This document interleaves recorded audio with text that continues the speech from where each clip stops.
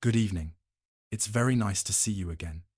Tonight, we stand in a narrow lane where the earth feels slightly hardened under your shoes, as if it has been holding its breath all day, waiting for the sun to slip away. The air is cold enough to make the tip of your nose notice it cold, but not yet the theatrical kind that turns your eyelashes white. You smell damp wool, wood smoke, and the faint sourness of last autumn's apples kept too long in a basket. Somewhere close, a door opens on leather hinges, and a warm breath of stew escapes barley, onion, something salted, before the door closes again, like a secret being tucked back into a pocket. A cart creaks past, wheels complaining softly over ruts. A goose mutters in the dark. You hear the steady, almost comforting thud of a mallet from a shed, someone fixing something that broke. Because things always break when weather turns sharp. You look up and see roofs like dark waves, and beyond them, the silhouette of bare trees, branches thin as fingers against a grey sky. Before we get into the story, please take a moment to hit like and subscribe to the channel. Thank you so much. And if you feel like it, leave a comment telling us where you're listening from and what your local time is. Just a small roll call across the night, like lanterns answering lanterns. Now, dim the lights, and let's ease into tonight's journey together. You don't arrive in Europe with a trumpet announcing an era. No one does. The Little Ice Age isn't a single winter that drops like a curtain, and it isn't a new law nailed to a church door. It is something you feel in the way spring hesitates, in the way the first frost comes a little earlier than your grandmother remembers, and in the way you start keeping an extra bundle of reeds tucked under the eaves just in case. Historians usually describe the Little Ice Age as a long span of cooler conditions, especially noticeable in parts of Europe, stretching roughly from the late Middle Ages into the 19th century. The dates are not clean, because weather is not clean. Some scholars point to colder phases around the late 1500s and the 1600s, and again into the 1700s, with local differences from valley to valley, coast to interior. In one place, the summers might be wetter. In another, the winters more bitter. In another, the harvests more frequently late. It's not a single story but a slow choir of small changes, each one easy to ignore until you realize you've been shivering for years. And you tonight, you are not a king studying maps by candlelight, not a philosopher in a city salon, not a commander moving armies. You are ordinary. You live close to the ground. Your calendar is made of mud and seed and bread. The sky is not scenery, it is management. You walk toward the edge of the village where the houses thin out and the fields begin, and you can feel how the landscape holds its own memory. In some regions, the medieval warm period, earlier centuries that were, on average, milder, had encouraged growth. Vineyards pushed north in parts of Europe. Settlement expanded into higher elevations, and populations climbed. Those are big words, settlement and population. But to you they feel like crowded lanes, smaller plots, more mouths at the table. Now, in these cooler decades, the margin for error shrinks. A few weeks of cold rain at the wrong time can mean the grain doesn't ripen properly. A late frost can bruise blossoms. Too much damp can bring mold in the stored grain, or rot in the hay. You learn to watch the sky the way you watch a child, near a river, loving, wary, ready to move fast. There are places where the cold becomes famous enough to turn into story. In London, centuries later, the River Thames will sometimes freeze hard enough for frost fairs, those curious festivals of booths and games held on the ice during particularly severe winters. It's the kind of detail that survives in prints and pamphlets, because city people love to write down their astonishment. But out here, in the villages and small towns, you don't need a festival to tell you it's cold. Your hands tell you when they crack. Your lungs tell you when smoke won't rise cleanly from the hearth. Your animals tell you when they huddle too close in the byre. You pass a low barn where someone has hung bundles of dried peas or beans from the rafters, simple, practical little rattles of stored protein. These legumes matter, because peasant survival is never only about wheat. In many regions, people depend on a patchwork of grains and plants: rye, oats, barley, peas, beans, cabbage, turnips, whatever fits the soil, the custom, the landlord's demands, and the unpredictable moods of weather. Bread is the heartbeat of the diet, yes, but the rest is the quiet work that keeps you alive when bread falters. Inside a cottage, you see the glow of a fire. The room is small, dark, and busy with necessities. A pot hangs from a chain. Smoke finds its way out through a chimney, if there is one by the early modern period. Chimneys are increasingly common in many areas, though the pace varies by region and by wealth, but you still feel it in your eyes. The warmth is real, but so is the soot. You sit on a low bench, and the life of the household reveals itself in the objects. A loaf of coarse bread, dark with rye or mixed grains. A wooden bowl worn smooth, a spindle or a distaff nearby, because even in winter, when the fields rest under frost, hands keep working. Women spin, flax or wool when they can. Cloth is not a luxury, it is protection. A candle, if you have one, is precious. More often, there is a rushlight, thin, modest, quick to burn down. Your evenings are shaped by darkness, and darkness is shaped by fuel, and fuel becomes a quiet obsession. The colder the seasons, the more wood you need, and wood is not always easy to get. In many parts of Europe, peasants rely on access to common lands, shared meadows, forests, heaths, where they can graze animals, gather wood, collect leaf litter, and find the little extras that keep a household afloat. But access to those commons is never guaranteed. Rights can be contested, restricted, sold, enclosed, or rearranged by landlords and states. You feel it in the way people speak more sharply about who took what branch, whose goat strayed where. Cold makes every boundary feel sharper. You step outside again and walk toward the fields. The earth is heavy, and you imagine how it will behave come spring. Ploughing is not romantic. It is muscle and patience and animals that must be fed through winter. In many places, peasants use oxen or horses to pull the plough, and the choice matters. Oxen are slower, but can be cheaper to keep. Horses are faster, but require better feed.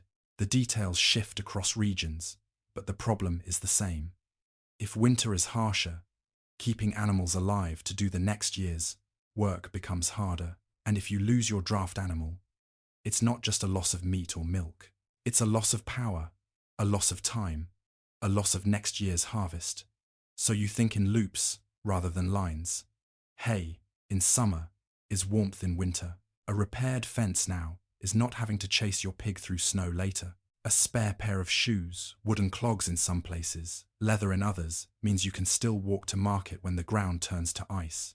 Survival is 1,000 small preparations, each one easy to mock until you need it. Somewhere in the village, a bell rings, soft, not urgent. Maybe it marks evening prayer. Maybe it simply keeps time when the sun is unreliable behind cloud. The church is more than a place of worship.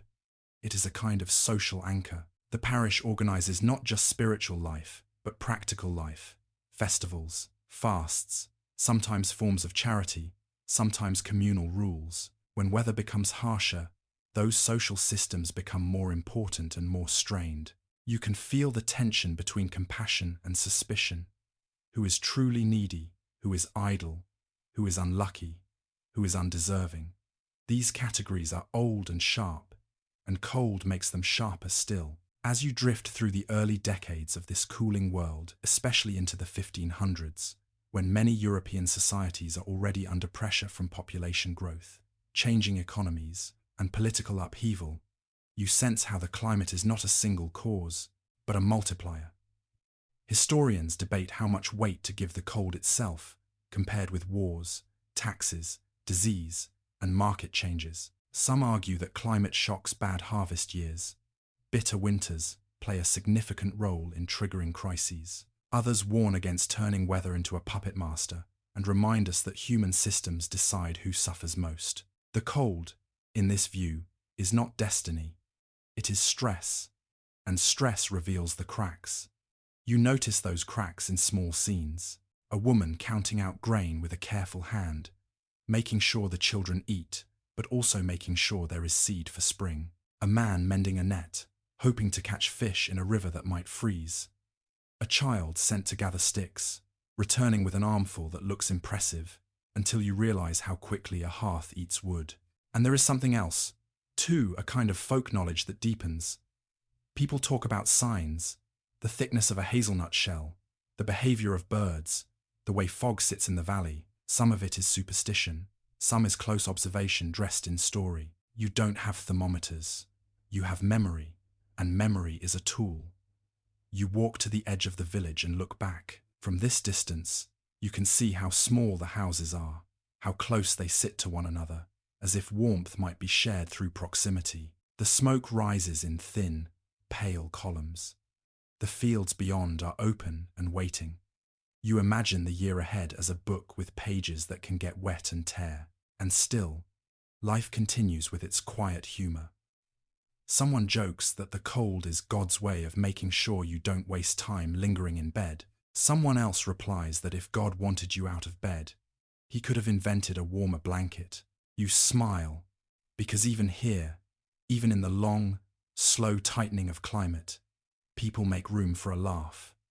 Laughter doesn't heat the room, but it warms the edges of the mind. You let that warmth stay with you as the night deepens. The first section of this journey is not about a single dramatic catastrophe. It is about arrival, about stepping into a world where winters grow more confident, where summers sometimes fail to ripen, and where peasants, already living close to the line, begin to adjust their lives by instinct and necessity. You feel the cold on your cheeks, gentle but insistent, and you understand. Survival here is not one heroic act. It is the steady art of enduring, with a loaf, a fire, a neighbor's help, and a careful eye on the sky. You keep walking, and the lane you're on begins to feel like a measuring stick laid across the countryside, each step revealing how closely life is tied to what the fields can give, and how quickly that gift can change its mood. The cold you felt earlier doesn't vanish. It simply becomes part of your assumptions, like the weight of your coat. And with that assumption comes another. Bread is never just bread.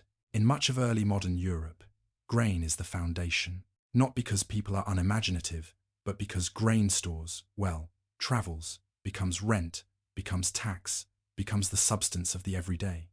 When harvests are decent, the village breathes. When harvests falter, the village tightens, shoulders rise, voices drop, tempers grow thin around the edges, as if everyone is trying not to crack. You step into a small market town on a morning that smells of wet straw and horse.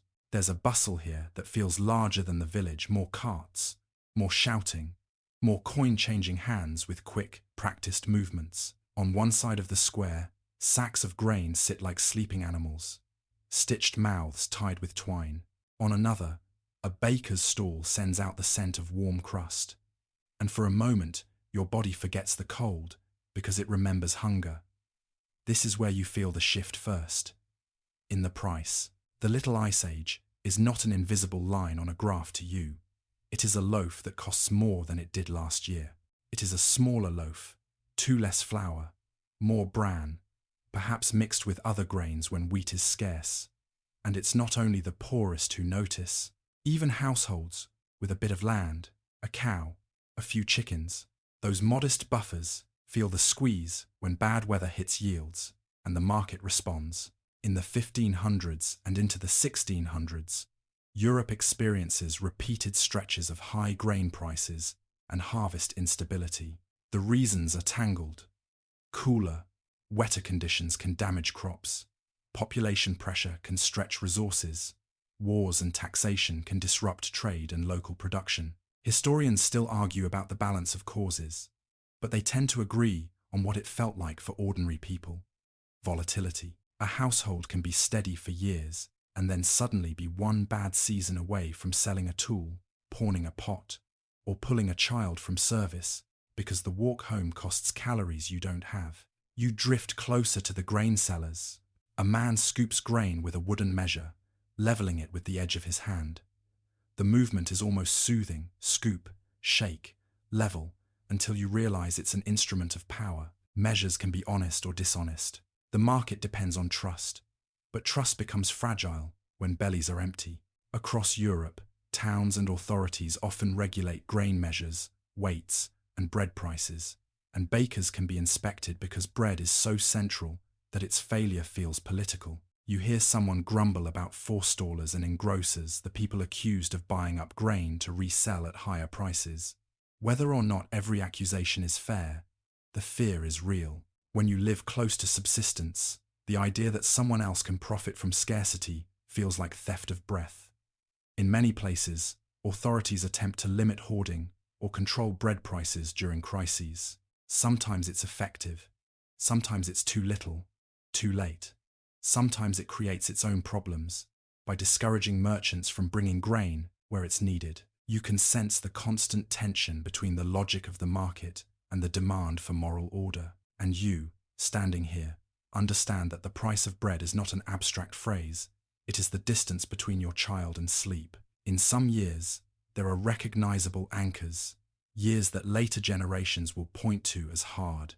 The late 16th century, for instance, sees periods of dearth in parts of Europe, and the 1,590 seconds are often remembered as difficult in several regions, not everywhere at once, and not all for the same reasons, but enough that bad years become a kind of shared vocabulary. Later, the 17th century will bring a cluster of crises again, not solely from climate, but climate often adds its cold hand to the pile. You move away from the square and into a lane behind the market, where small houses lean toward each other, as if whispering.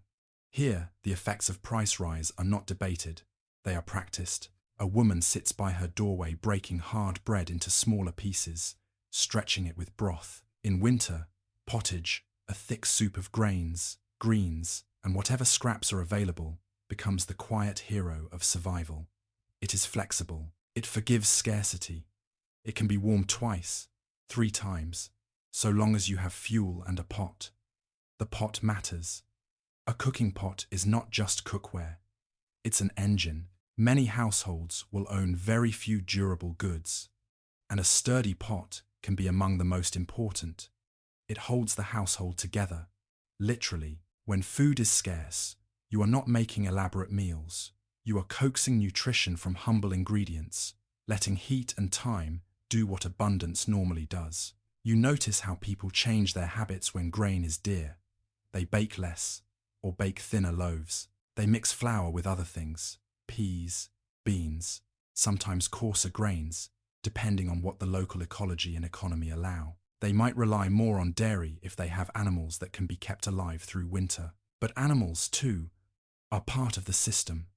When fodder is short, you may have to slaughter earlier than you'd like, losing milk later for the immediate relief of meat now. And always, there is the seed question. Each year, some grain must be held back for planting. Eating the seed is a kind of slow surrender. It buys you a few weeks now, and risks the whole future. In dire years, people do it anyway, because the present is an impatient tyrant. But you can feel how every household wrestles with this. You picture hands hovering over a sack, measuring not just grain but hope. You pass a small mill by a stream, its wheel turning slowly. Water power is a familiar ally. Mills are crucial in many regions for grinding grain, and the rights around them can be complicated. Some peasants are obligated to use a lord's mill and pay fees, banalities, in parts of feudal Europe, while in other places the arrangements differ. These obligations become heavier when grain is scarce, because every fee stings more. And the stream itself is a reminder. In colder, wetter periods, water can be too much or too little. Your flour is tied to the behavior of water and ice. As you walk, you notice how hunger changes the way people look. It doesn't have to be dramatic or graphic. It can be subtle. Faces lose their softness. Conversations shorten. People become quick to count what others have. In hard times, community can strengthen neighbors, sharing, parishes helping, but community can also fray, especially when everyone is afraid. You remember that this is not only countryside life. Cities depend on the countryside, and when harvests fail, urban authorities can panic. Grain must be brought in, sometimes from farther away. That can mean more trade, more ships, more wagons, if routes are open, if wars don't block them, if merchants believe they'll be paid. The web of supply is fragile, and you can feel how climate stress can tug at every thread. There's a moment, late in the afternoon, when you step into a baker's shop. The warmth is thick, heavy with yeast and smoke. Loaves sit cooling, and you watch how customers examine them with a kind of tenderness that is also scrutiny. Bread quality matters because adulteration, mixing flour with inferior or harmful substances, is a fear in many societies under pressure. Authorities sometimes respond with regulations on bread weight and price, and bakers can become targets of anger when people suspect manipulation. You hear a familiar tone in a conversation, half complaint, half prayer. Someone says the seasons are out of joint, that summers don't behave, that winters arrive like uninvited guests who won't leave. Another person shrugs and says it's always been hard, hasn't it? And there, in that shrug, is one of the quiet truths. Peasants have always lived with uncertainty. The little ice age doesn't invent hardship. It rearranges it, intensifies it, and makes it visit more often. Scholars still debate whether the psychological effect of repeated bad seasons, anticipatory fear, the habit of bracing, may have shaped communities as much as the physical cold itself. You can imagine it. The way a household begins to plan for scarcity as the default. The way weddings and festivals become smaller. The way people keep a mental ledger of debts and favors because they don't trust the next harvest to be kind. Outside, twilight gathers. You walk back toward the village, with the weight of the market still in your mind, the sound of measures, the clink of coin, the sharpness in voices. Bread grows dear, and with it, everything else seems to tilt. You feel the simple but enormous truth settling into your bones. When climate and harvest turn uncertain, the price of grain becomes the heartbeat that speeds up or slows down the entire world around you. And as you near home, you notice how the scent of smoke grows thicker, how every chimney seems to be working harder tonight. Inside each house, someone is making decisions that don't look dramatic but are. How much to eat, how much to save, how much to risk in hope of spring. The night air presses gently against your face, and you think, the cold is not just weather, it is an accountant, counting out the margins of life in crumbs and coins. You carry the market's murmur back with you, but it changes as the road narrows and the fields open wide. Less talk of coin, more talk of soil, of seed, of the small decisions that feel like steering a boat in fog. Here, in the countryside, you don't argue with the sky the way a merchant might. You negotiate with it. You try, season after season, to learn its habits again, because the old habits are starting to mislead you. When the climate grows less predictable, cooler summers, harsher winters, wetter stretches that linger, you see peasants reworking routines that have been handed down like prayers. Not because they suddenly become innovators with grand plans, but because necessity makes experiment feel ordinary. You don't call it adaptation. You call it trying not to starve. You step into a field in early spring. The earth is slow to thaw, and your boots sink slightly in a skin of mud. The plough team moves with steady patience, oxen breathing out pale clouds. A farmer's hands firm on the handles, shoulders rounded against the wind. The sound is rhythmic. The wet tear of soil, the soft clink of harness, the occasional low instruction, murmured like a lullaby to the animals.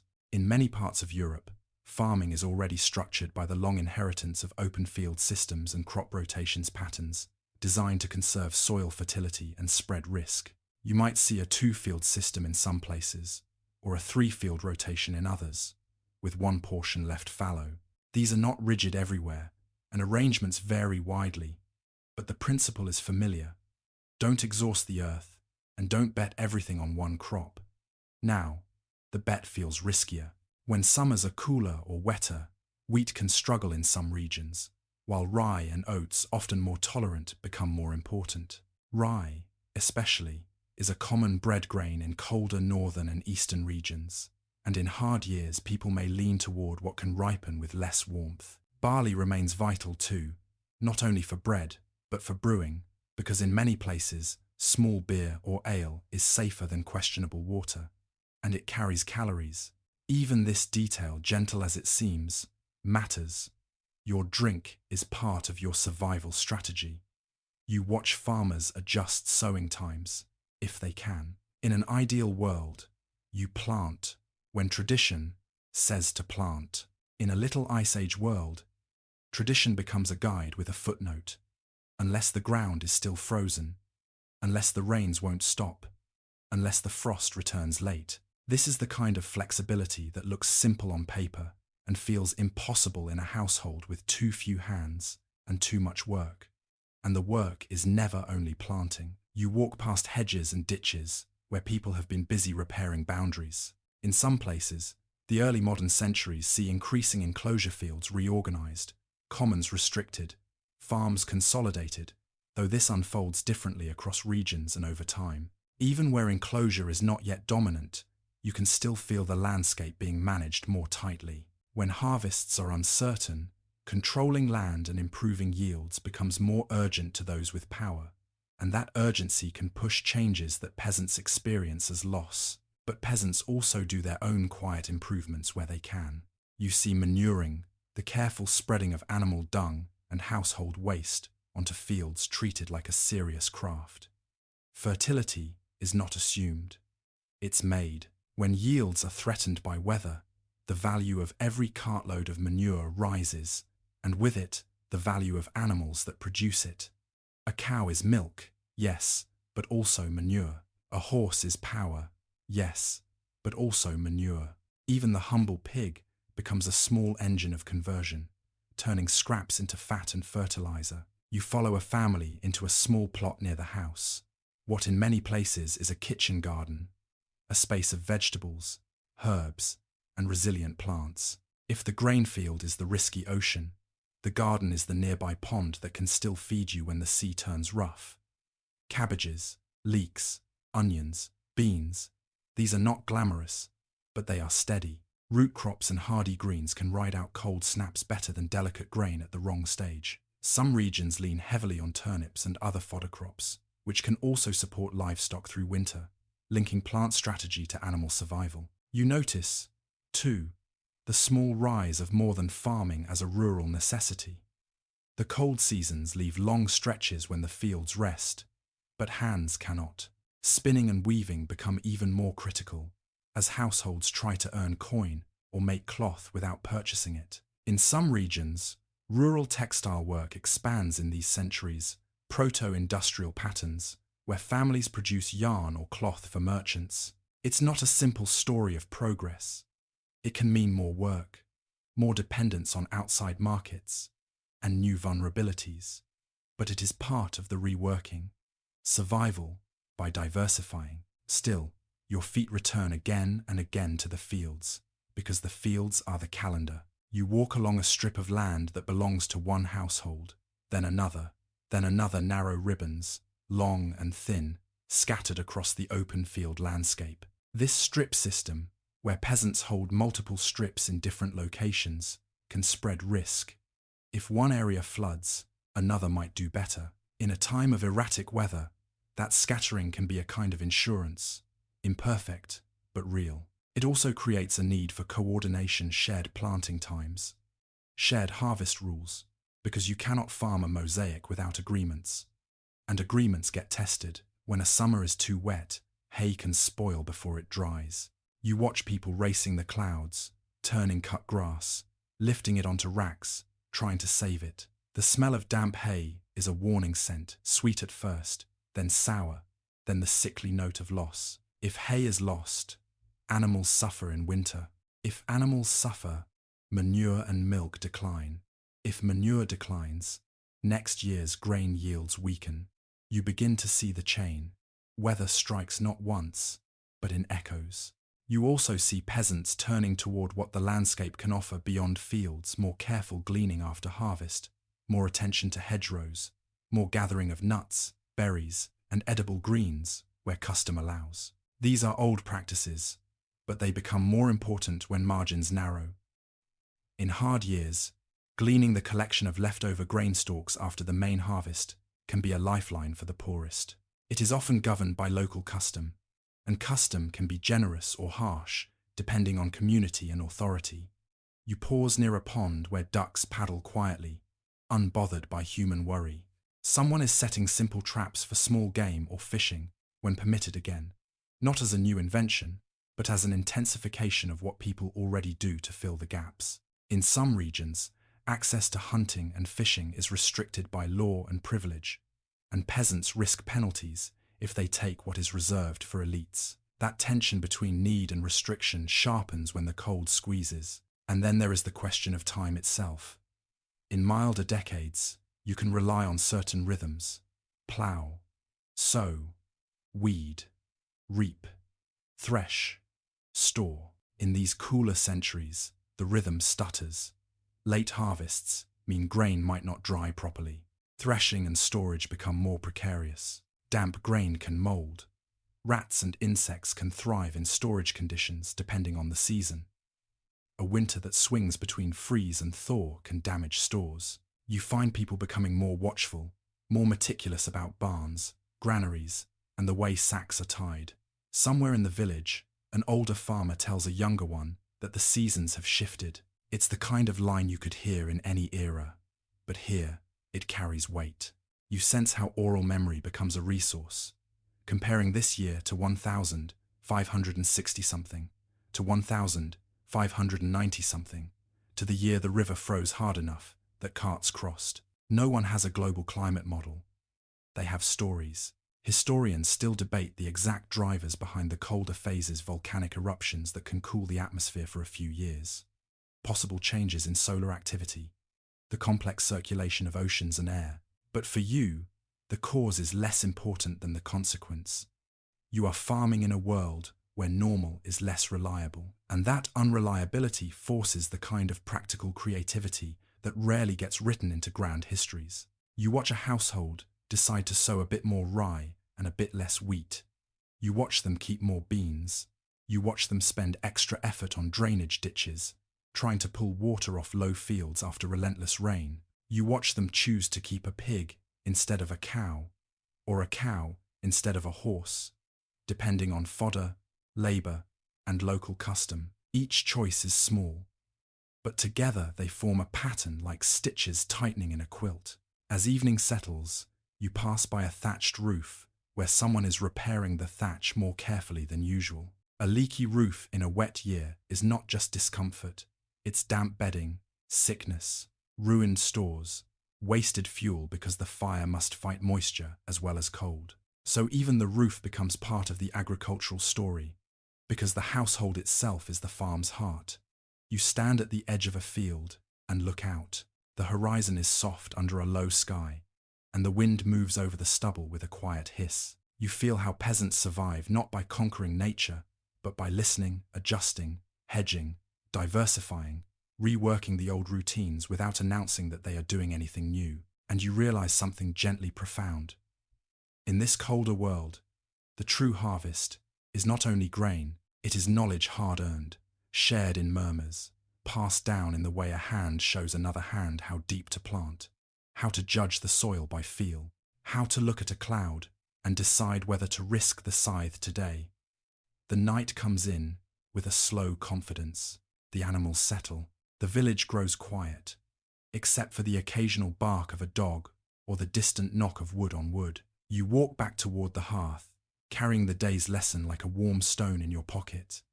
When the climate changes, survival is not a single trick. It is 1,000 adjustments, made patiently, with mud on your boots, and the next season always just out of reach. You return toward the village as the light thins, and you notice how the cold has a way of changing what home means. In summer, a house is shade and a place to sleep. In a long, uncertain winter, a house becomes a machine, an engine for warmth, food, and endurance. The little ice age makes that machine work harder, and it makes you pay attention to every hinge, every seam, every draft that slides in like a quiet thief. You step into a cottage where the ceiling is low enough that the heat, such as it is, can't rise too far away from human bodies. The room smells of smoke and wool, and underneath that, the faint tang of damp wood that never fully dries in a wet season. A fire burns in the hearth, but it's not a roaring blaze. It's a careful fire banked and guarded, because fuel is life. You can almost feel the household's mathematics in the way the logs are arranged. Not too fast, not too slow. Enough to cook, enough to warm hands, enough to keep children from shivering into sleeplessness. The hearth is the center. It is the kitchen, the heater, the light source, the place where stories are told and tools are repaired. You watch a woman stir a pot with the steady patience of someone who knows that time is an ingredient. Thick pottage simmers grain, perhaps a few greens, maybe a little salted meat if there's any. The pot itself is blackened, its surface scarred from years of use. In households like this, objects become familiar companions. A cooking pot, a knife, a wooden bowl, a spindle. These are not things you replace easily. You care for them like you care for the roof. And the roof, yes, you look up and see rafters dark with soot, and the underside of thatch or shingles. Maintenance is constant. Cold and wet weather punishes neglect. A drip becomes a puddle becomes rot becomes collapse. So repairs happen in stolen moments. Patches of thatch added when the wind drops. Boards replaced before the frost makes nails impossible. The little ice age doesn't only freeze rivers, it turns every weakness in a house into a threat. You sit near the fire and feel how clothing changes in importance when winters bite longer. Wool is king here, not glamorous, not soft like modern wool, sometimes scratchy and heavy, but warm, even when damp. You see layers, a linen shift close to the skin, wool over that, maybe another layer if the household can manage it. Clothing is patched and repatched. A tear is not fashion, it is exposure. A missing button is not a small annoyance.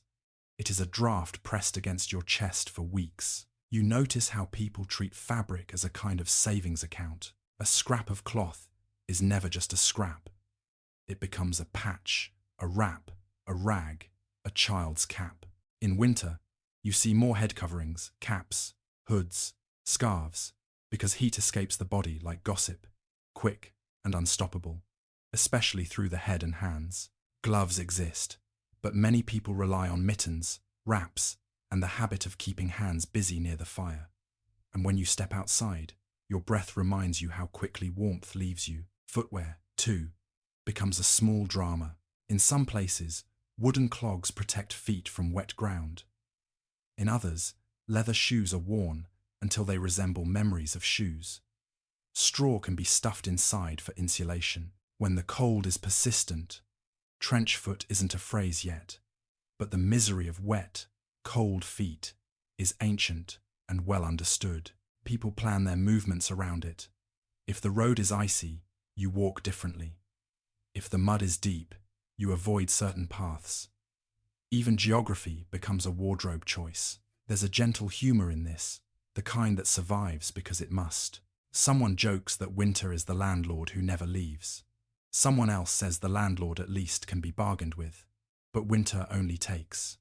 The laughter is quiet, but it makes the room feel larger. You glance toward a bed, if you can call it that. It might be a wooden frame or a simple platform, with straw or chaff stuffed into a sack. Sometimes multiple people share a bed for warmth, parents and children, siblings. Privacy is not the priority, survival is. You see how the household gathers itself at night like animals in a nest, because bodies are heat sources and blankets are never thick enough. And blankets are themselves a story. Woolen coverings, quilts, anything that can trap air becomes precious. In poorer homes, the bedding may be thin. In better-off peasant households, there may be more layers. You watch someone tuck a blanket carefully, minimizing gaps. It's a technique as much as tenderness. This is warmth as craft. The Little Ice Age doesn't invent these practices, but it intensifies them. When winters become harsher, small differences in housing quality matter more. A stone house might hold cold longer, but can also be damp. A timber house might be easier to repair, but less insulated if gaps open.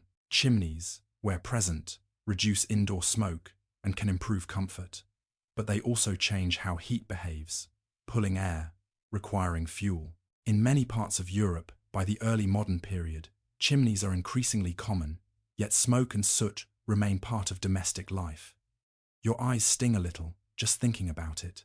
You step outside into the yard, and the cold catches you immediately, a crisp grip on your cheeks. You see the byre or stable nearby, and you remember another quiet winter strategy: animals as warmth, not only through their products, but through their presence. In some arrangements, livestock are kept close to living spaces, the heat of their bodies helping to temper the cold. Even when separated, the daily routine of feeding and cleaning becomes a winter ritual because animals must survive for the household to survive. Fuel is the constant companion to all of this. Wood, peat in some regions, sometimes even dried dung, whatever can burn. Gathering it takes time and permission. If commons are restricted, fuel becomes a battleground of rules and desperation. You picture winter mornings when someone rises early to coax embers back into flame, shielding the tiny spark like it's a newborn. Starting a fire from nothing is work. Keeping one alive is wisdom. Inside again, you watch a child hold hands close to the hearth, turning them slowly to warm both sides like bread. The movement is hypnotic. You can feel the kind of tired that comes from being cold for weeks. Not dramatic exhaustion, but a steady drain. Cold makes tasks heavier. It makes sleep harder. It makes illness more likely, especially when damp and crowding combine. You don't need to describe suffering in detail to understand the threat. Winter is a season of vulnerability, yet people meet it with ingenuity. You see simple windbreaks built near doors. You see straw tucked into cracks. You see shutters closed early to keep warmth in. You see cooking time to heat the room when people are inside. You see the way people choose where to sit near the fire, away from the door, back to the wall. Space is arranged around warmth like planets around a sun, and there is an emotional craft as well. In winter, storytelling becomes a kind of insulation. The long nights invite songs, prayers, small jokes, old tales. The church calendar, too, shapes winter with feasts and fasts. Advent, Christmas, Epiphany offering rhythm when the weather feels chaotic. Even when food is scarce, communal rituals can provide a sense of continuity. Historians still debate how much such cultural rhythms helped people endure climate stress psychologically, but it's hard to imagine they didn't matter at all. When the world outside is hostile, the mind looks for patterns that promise you will reach spring. You look at the candle if there is one, and the way its flame trembles when someone moves. Light is limited, darkness is normal. This changes the pace of life. You go to bed earlier not because you are virtuous, but because you cannot afford to burn fuel and light for long hours. Winter in the Little Ice Age is not only colder, it is longer in the sense that it presses you inward for more time. You step outside once more, and the night is clear enough to show stars like scattered grains. The village is quiet now, the sounds softened by cold air. You hear a distant cough, the low murmur of a lullaby, the creak of a door being latched carefully against wind. Each sound is small, but together they form the texture of survival. And as you stand there, you understand that peasants do not survive the Little Ice Age by grand inventions alone. They survive by attention, by turning everyday domestic life into a set of techniques.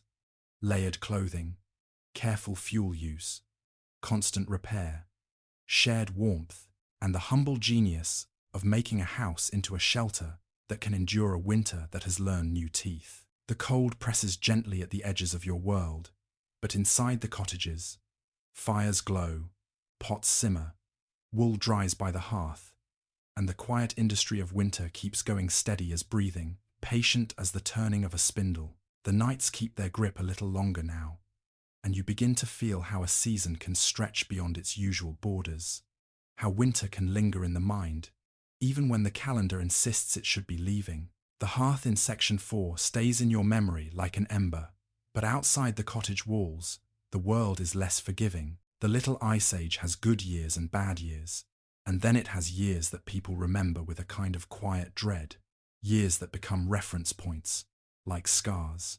You walk at dawn along a hedgerow glazed with frost. Your breath comes out in soft clouds, and the fields look subdued, as if the earth itself is conserving energy. In the distance, you hear the faint clatter of a mill, slow and steady, but even that sound feels cautious. This is the atmosphere of a dearth year, the kind of year when scarcity is not a rumor, it is a schedule. Famine, in the peasant world, is rarely a single dramatic collapse. More often, it is a staircase you descend one step at a time. First, you eat the better food. Then you stretch the meals. Then you sell a small thing, an extra pot, a piece of cloth, a tool you hope you can replace later. Then you borrow. Then you borrow again. Each step is taken with the promise that next season will be kinder, that spring will correct everything. And sometimes spring does. But when spring does not, the staircase keeps going. Across Europe, in the early modern period, episodes of serious hunger recur, and colder, unstable weather can help push communities into crisis, especially when combined with war, taxation, or disrupted trade. You move through one of those hard stretches, and you feel how quickly everyday life narrows to one question: what can be eaten, and how long will it last? Inside a cottage, you see a pot simmering with more water than usual. Pottage is thinner now, the spoon returning less weight. A household that once added a bit of bacon rind or a handful of peas now guards those additions like treasures. The smell is still comforting: warm grain, a hint of onion, but it carries a shadow of insufficiency. You watch someone cut bread into smaller pieces, not because they enjoy moderation, but because they want the loaf to last until market day, or until a neighbor's promise becomes real, or until the thaw finally allows something to grow. Children, in this world, become quiet observers of adult anxiety. They learn early that hunger is not always an emergency siren. Sometimes it is a steady background sound. You hear a mother say, softly, "Well, eat more tomorrow," with the same tone used to tell a bedtime story. It is not deception so much as hope, hope spoken aloud to keep it alive. In a dearth year, you notice how the village's usual social fabric is tested. Neighbor helps neighbor sometimes. A family with a slightly better harvest might share a little, especially if kinship ties or mutual obligations demand it. But charity has limits when everyone feels the squeeze. You can sense the internal calculations. If I give now, will my own children go without later? And that calculation is not cruelty. It is survival's arithmetic. Outside, you pass a barn and notice the emptiness of its loft. Less hay means fewer animals can be kept through winter, and fewer animals means less milk, less cheese, less manure, less traction for the plough. So people make grim choices. They slaughter earlier. They sell animals in markets already flooded with sellers. Prices can collapse for livestock when many households are desperate at once, which means the sale brings less relief than hoped. The economy, like the weather, becomes an amplifier. You reach the edge of a woodland, and you see people gathering what they can: fallen branches, brushwood, anything that can feed a fire. In hard times, even fuel becomes food, because warmth saves calories. But gathering wood can also become dangerous, not in a sensational way, but in the way that rules harden. If access to forests and commons is restricted, a hungry person collecting sticks can be treated like a thief. You feel the tension in the quick glances, the hurried movements, the silence when a local official passes. You stop near a small patch of land where someone has planted hardy greens, perhaps cabbage, perhaps something like kale depending on region. Gardens become more important in scarcity, but gardens cannot always solve the problem. Not when frosts come late, not when rains drown seedlings, not when the summer is too cool for proper ripening. You look at the thin plants and feel the fragility of it. Survival resting on a few leaves. And then there is the quiet, difficult truth that in famine years, people turn to famine foods, things not normally eaten, or eaten only in lean times. The specifics vary widely, and historians are careful because sources can exaggerate or generalize. But it is well documented that people in desperate circumstances consume substitutes, coarser grains, more wild plants, sometimes bark bread in northern regions in extreme cases. Though the prevalence and exact circumstances are debated, you keep your description gentle, because the bedtime audience doesn't need misery served on a platter, but you let the idea settle. When hunger deepens, diets stretch into the margins of what counts as food. You also notice how illness becomes more common when nutrition falters and cold persists. It's not that the Little Ice Age causes disease in a simple way, but hunger weakens bodies. Damp housing strains lungs, and crowded conditions in winter can help infections spread. In this period, Europe faces recurring epidemics, including waves of plague into the 17th century in some areas. Though patterns vary, the point isn't to stack tragedies. It's to understand how vulnerability layers. When the body is tired from cold and hunger, everything else hits harder. You walk through the village and see the parish church standing steady, its stones indifferent to the year's hardships. People step inside, not only for prayer, but for counsel, for community, for the thin thread of reassurance that says, "You are not alone in this." Clergy and local officials may organize some relief, especially in places where traditions of almsgiving and communal support exist. But again, resources are limited, charity can become strained, and arguments can flare over who deserves help. Historians still argue about the extent to which famine is natural versus social. Weather can ruin crops, yes, but the distribution of food, who controls grain stores, who can afford market prices, how authorities respond, often determines how deadly a crisis becomes. In that sense, famine is not just empty fields. It is a mirror held up to society's structure. You feel that mirror in the way the poorest are forced into sharper choices sooner, while those with stores or coin can hold out longer. You pass a house where the door is closed earlier than usual, as if the family has decided to retreat from the world. In scarcity, shame becomes another quiet companion. People who must beg, borrow, or accept charity can feel exposed. Pride doesn't disappear just because hunger arrives. It simply turns inward and aches. And yet, even here, there is survival as craft. You see women saving scraps of fat to flavor thin soup. You see someone carefully drying apple slices, storing them for later. You see a household grinding what grain they have with obsessive care, trying not to waste a single kernel. You see a man repairing a broken shovel handle rather than buying a new one, because coin must be kept for food. You see children learning to be useful early, carrying water, gathering sticks, minding animals, because every pair of hands matters more when there is less to go around. The wind rises, and you hear it moving through bare branches like a long, low sigh. You look across the fields and imagine how many times peasants have stood exactly like this, reading the sky with anxious hope. The Little Ice Age does not give everyone the same experience.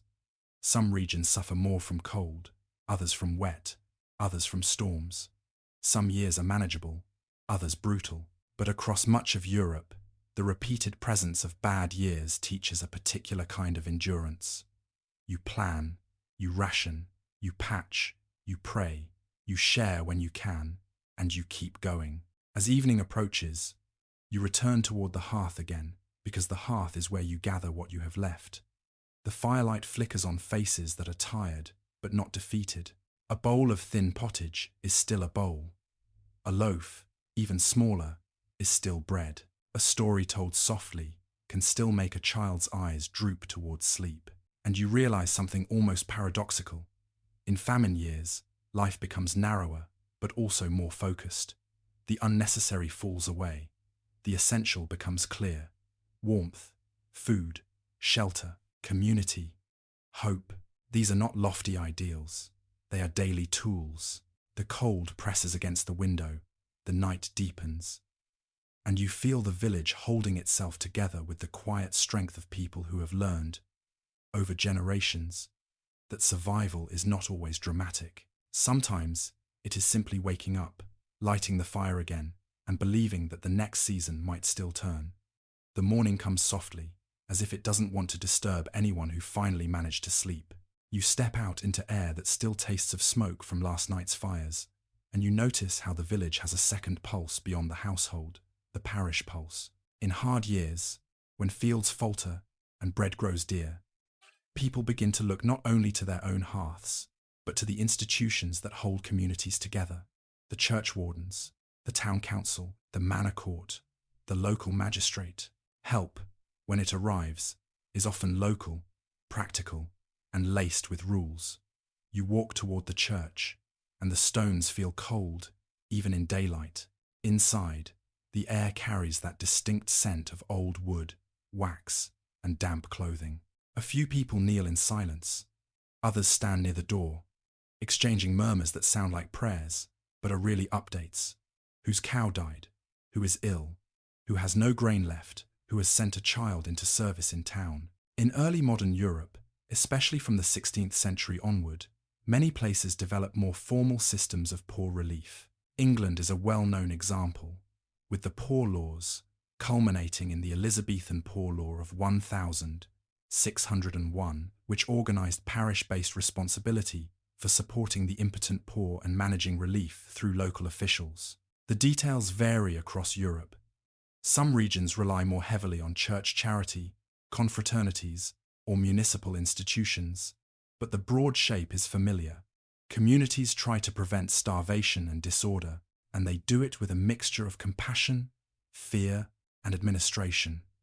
You feel that mixture immediately. At the church door, a list of names is kept who receives help, who is expected to contribute, who is considered settled in the parish and thus eligible, and who is viewed as an outsider. Settlement matters because relief is expensive. Parishes and towns do not want to become magnets for the desperate, and so rules can harden around belonging. In England, for example, later laws and practices around settlement and removal will become significant. But even in earlier periods, the instinct is already present. Help is for our poor, not for everyone who appears. You watch a church warden, an ordinary local figure, not a distant bureaucrat, speak with a widow. His tone is careful. He asks questions that sound practical but feel personal. Does she have kin? Can she work? How many children? What rent is owed? This is charity as investigation. Relief is rarely unconditional. The community wants to keep people alive, yes, but it also wants to maintain a moral order where work is praised and idleness suspected, and you understand the cruelty and the logic of it at the same time. When resources are limited, people begin to police one another's deservingness, like guards at a gate. You step outside and follow a small group toward a storehouse, perhaps a parish granary or a town-managed supply. These exist in some places and times, intended to stabilize grain availability in hard years. Not everywhere, and not always effective, but the idea is historically grounded. Communities sometimes try to store grain in good years, to sell or distribute in bad ones. It's a simple dream: save in summer, survive in winter, and it runs into the usual complications. Who pays? Who controls the store? How to prevent spoilage? How to stop corruption? How to decide who gets what? A sack is opened, grain measured out. The sound of kernels pouring is oddly soothing, like rain on a roof until you remember that this rain is rationed. Relief can also take the form of work. You notice men repairing roads, clearing ditches, mending bridges, tasks that make a community more functional and also provide wages or food for those in need. This kind of work-based relief appears in various forms across Europe, sometimes encouraged by authorities who prefer giving work to giving alms. Again, the details vary, but the principle is recognizable. If people can earn, they should, and if they cannot, they must be categorized and managed. Those categories are everywhere. The deserving poor, the elderly, the sick, widows, children often receive sympathy. The able-bodied poor, especially those without land or steady work, are viewed with suspicion. Vagrancy laws and crackdowns on begging are not inventions of the Little Ice Age, but climate stress can intensify fears about wandering people and social disorder. When harvests fail, more people move in search of work or food.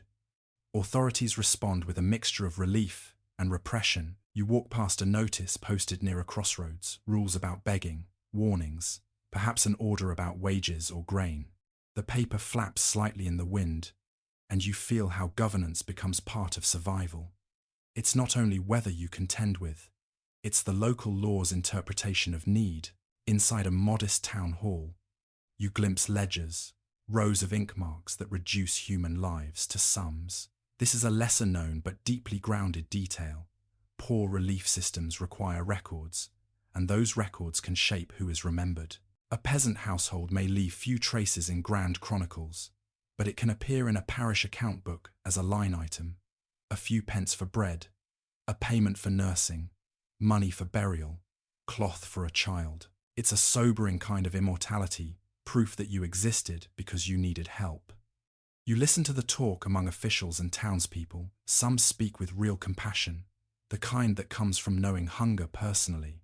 Others speak with irritation. We cannot support them all. Some worry about disorder, bread, riots, theft, unrest. Some worry about souls, sin, laziness, moral decay. In their voices, you hear how relief is never purely economic. It is also cultural, religious, and political. Historians still argue about whether early modern poor relief was primarily a humane innovation or primarily a tool of social control. The answer, like most human answers, is often both. Relief can keep people alive, and it can also keep them in their place. It can provide stability, and it can punish those who don't fit the expected mold. You step back into the street and watch how ordinary people navigate this system. Some accept aid quietly, grateful and embarrassed. Some resist it, fearing shame. Some try to perform deservingness, showing obedience, showing effort, showing that they are not trouble. It's a subtle theatre, and in colder, harder years, the audience grows stricter.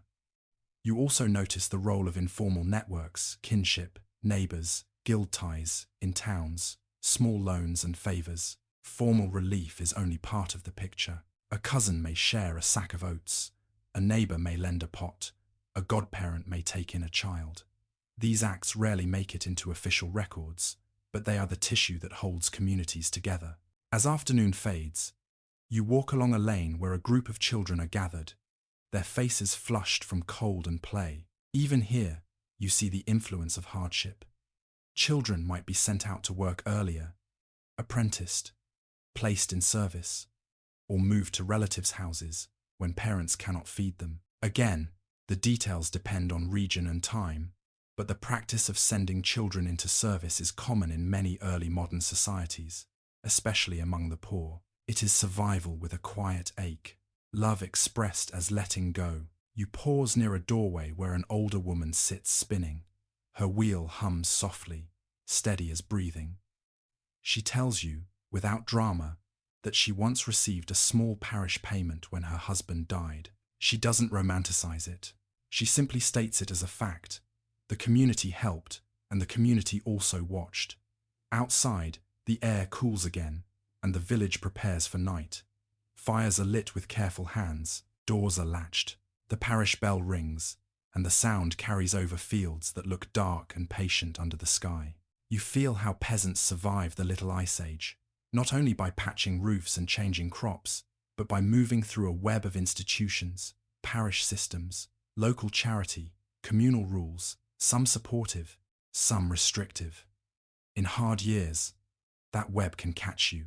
In harder years, it can also entangle you. And still, you keep walking, because survival is forward motion step by step, rule by rule, bowl by bowl through a landscape where mercy and suspicion sit side by side on the same wooden bench. The parish bell's last echo fades into evening air, and you find yourself walking again toward the place where so many hopes and fears quietly gather the market. Not the grand, glittering kind that poets imagine, but the practical one. A square of trampled earth, a few stalls, a ledger of glances. In colder years, when harvests stumble and fuel runs dear, the market becomes less like a convenience and more like a cliff edge. You go there because you must, and you go there knowing that one slip, one bad bargain, one unlucky week can change a whole season. You arrive on a day when the sky sits low and pewter-coloured, and the town smells like damp wool and horses. There's cabbage here, and salted fish, and onions braided like ropes. There's ironwork too, nails, hinges, a few tools laid out with the quiet pride of the smith. You hear bargaining in soft, quick bursts, the way birds chirp warnings. No one wants to be overheard needing something too badly. In the early modern centuries, peasants are not sealed off in a purely rural world. Many households rely on markets for necessities they cannot produce themselves. Salt, iron, cloth, sometimes grain in a bad year, sometimes seed after a failure, and they need cash not only for comforts, but for obligations that arrive with the force of gravity. Rent, tithes, taxes, fees to mills or lords, depending on local arrangements. Even if you grow food, you still live in an economy that asks you, sooner or later, for coin. That is the risk. The market is a bridge to survival, and also a place where survival can be priced out of your reach. You notice how people carry small bundles rather than grand sacks, a few eggs wrapped in straw, a bit of butter, a chicken that complains loudly about being included in commerce. These are the little sales that let a household buy salt or pay a small debt. In good years, you might sell surplus grain. In lean years, you sell what you can spare or what you can't, but will anyway. And this is where the little ice age's uncertainty sharpens everything. When harvests are volatile, prices swing. You can feel it in the mood. A baker watching the grain seller with narrowed eyes. A mother counting coins twice before handing them over. Bad weather does not only reduce yields, it injects anxiety into every transaction. A week of cold rain at the wrong time becomes a rumor that becomes a price change. You pass a stall where a man offers credit with a practiced smile. He doesn't call it credit, not in a polished way. He calls it, "Pay me after harvest," or "I'll mark it down." In many parts of Europe, small-scale borrowing is common, stitched into everyday life. People buy on trust, and trust is recorded in simple forms, sometimes in notebooks, sometimes on scraps, sometimes remembered in the mind with a sharpness that never forgets.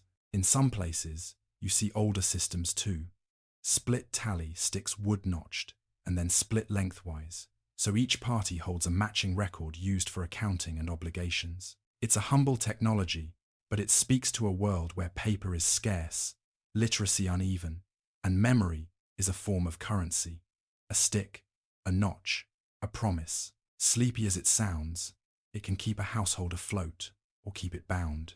Because debt, once it enters, changes the air in the room.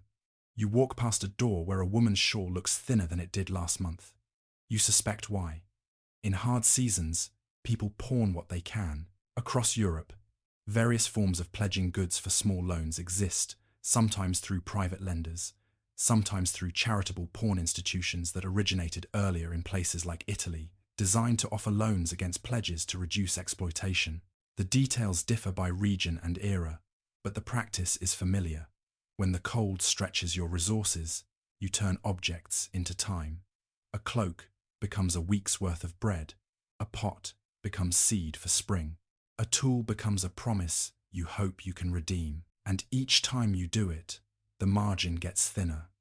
You also feel the bigger money story humming behind the stalls. In the 16th century, many historians speak of the price revolution, a long rise in prices across parts of Europe, often linked to population growth and increased silver supplies from the Americas, among other factors. Whatever the ultimate mix of causes, ordinary people experience it as a simple, exhausting truth. Things cost more. Wages don't always keep pace. Rents and taxes don't politely wait for your harvest to recover. So when the little ice age adds its repeated shocks, bad seasons, damaged crops, higher grain prices, the pressure can feel like it's coming from every direction at once. Weather from above, obligations from the side, prices from below. You move through the crowd and hear a familiar calendar word, Michaelmas, in England and parts of Northern Europe. Certain times of year, quarter days, like Michaelmas, often matter for hiring, payments, and contracts. Elsewhere the rhythms differ, but the principle holds. There are deadlines built into the year. If your rent is due when the weather has just ruined your crop, the market becomes the place you go to translate your remaining assets into survival. You sell now, even if prices are bad, because the calendar does not negotiate. A small hiring fair is happening at the edge of the square. Men stand with their coats pulled tight, trying to look capable and not desperate. Women with strong hands and watchful eyes linger near households that might need extra work. Service and day labor are lifelines, especially for land-poor families. When farming alone cannot carry you through, you sell your labor, sometimes by the day, sometimes by the season, sometimes by leaving home for months at a time. You watch a young person, barely more than a child, step forward when a farmer calls for help. It's quiet, practical, and heavy with meaning. In this world, labor markets and food markets are intertwined.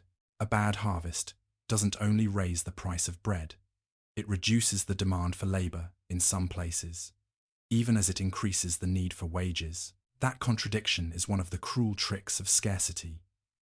And then there are the middlemen, the carriers, the merchants who move goods between regions. In years when local harvests fail, imported grain can save towns, and sometimes countryside too, if roads are passable, if rivers aren't frozen, if war hasn't blocked routes, if merchants can profit enough to risk the journey. You watch wagons arrive with sacks that smell faintly of a different soil. Their presence can mean relief. It can also mean resentment. Why is grain leaving this region? Why are they charging so much? When scarcity meets commerce, moral questions emerge like frost on glass. Some historians talk about a moral economy, the idea that ordinary people in early modern Europe often believed there was a proper, ethical way for food to be priced and distributed, especially in crises. Authorities sometimes share that view and try to regulate bread weight, grain, sales, and market behavior. Other times, they prioritize market mechanisms. The debate is old and never fully resolved, because it's really a debate about what a community owes its members when survival is on the line.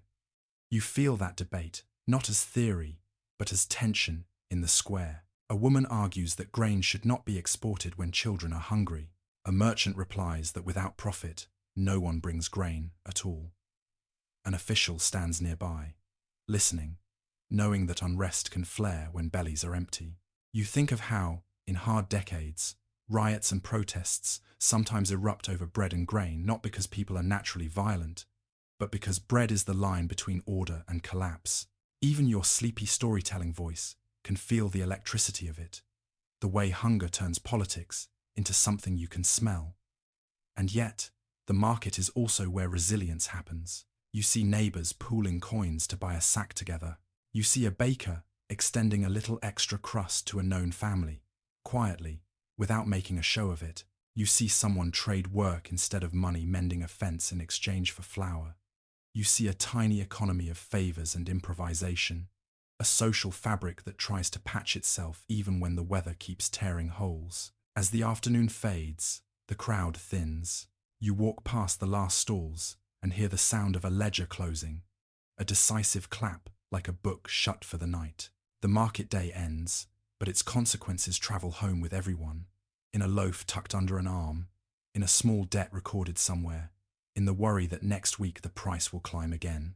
You leave the town with the sky darkening, and you feel how the little ice age pushes peasants into a world of exchange more deeply than they might like. Survival isn't only about what you grow, it's about what you can buy, what you can sell, what you can borrow, what you can pawn, and how long you can keep your footing on that narrow bridge between need and risk. Historians still argue about whether expanding markets ultimately strengthened peasant resilience by providing access to goods and opportunities, or weakened it by making households more dependent on volatile prices and debt. Walking home with the cold gathering around your shoulders, you suspect the answer is both, because history so often is. And in your pocket, whether it's a coin, a tally mark, or simply the memory of a promise, you carry the quiet weight of a world where even bread has a price that can change with the weather. You leave the market behind, but it follows you anyway, in the way your mind keeps counting what you have left, in the way your fingers instinctively close around an imaginary coin. As the road dips toward the edge of the village, you begin to smell the forest before you see it. Damp bark, leaf mold, the sharp, clean note of resin when someone has recently split pine. In the Little Ice Age, the woods and commons are not simply scenery, they are pantry, pasture, fuel stack, and battlefield, often all at once. You step onto a path that has been trodden into permanence, the kind of path created not by planners, but by years of necessity. The ground is soft underfoot, and in places it is churned into black mud by hooves. A woman walks ahead of you with a bundle frame on her back, wicker creaking, headed for the kind of gathering that looks humble until you understand what it represents. Warmth, tomorrow's cooking fire, the ability to boil water, to bake, to stay alive without burning your furniture. Common rights, the ability to graze animals, gather fuel, collect building materials, glean, fish, or cut turf, are among the quiet foundations of peasant survival across many parts of Europe. The details differ enormously by region, custom, and law, but the principle is familiar. A household with little private land still depends on shared resources. In good years, commons are helpful. In cold, hard years, they can be the difference between staying and leaving. You walk into a clearing where a few villagers are collecting fallen branches. They are careful, choosing deadwood rather than cutting live trees, partly because deadwood is easier, partly because rules often distinguish between what you may gather and what you may not. The distinction seems fussy until you realize what's at stake. Forests provide timber, and timber means money. Lords, monasteries, towns, and later private owners often regulate woodland use tightly. When the need for fuel rises, when winters lengthen and cold seeps into every bone, those rules can become sharper. You hear murmurs about enclosure, a word that can be spoken like a cough.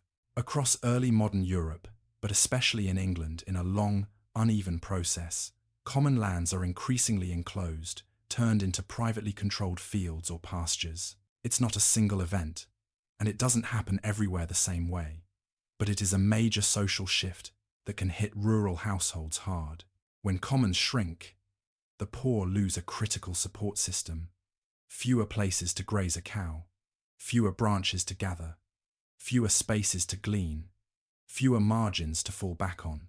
The Little Ice Age doesn't cause enclosure by itself, but climate stress can make the struggle over land feel more urgent. When harvests are unreliable, owners and elites often seek more predictable profits, sometimes through converting land to pasture, sometimes through reorganizing fields for improvement. Peasants, meanwhile, feel the ground tightening beneath them. A colder world makes every lost right sting more sharply, because it removes the small cushions that soften a bad season. You follow the woman with the bundle frame to the edge of the trees. She kneels and begins to gather twigs, arranging them with practiced efficiency. There's a calm in her movements that feels almost meditative. She's not romanticizing this. She's doing it because the household needs it. Each stick is a minute of heat. Each bundle is an evening of cooking. The fuel, once carried home, becomes soup, becomes warmth, becomes the possibility of sleep. And yet, you can feel the watchfulness. A man in a worn coat stands a little apart, keeping an eye on who gathers what. He isn't necessarily cruel. He may simply be tasked with enforcing rules, sometimes called a forester, a beadle, a local officer. The presence of enforcement is itself a sign of tension. In times of scarcity, authorities fear theft, disorder, and the slow draining of resources. Villagers fear punishment for doing what they must. You move deeper into the woods and hear the soft click of an axe, careful, controlled, not the wild chopping of someone drunk on destruction. Timber is precious. Cutting a tree without right can bring fines, court cases, even imprisonment in some contexts. You don't need to dwell on the harshness to feel the risk.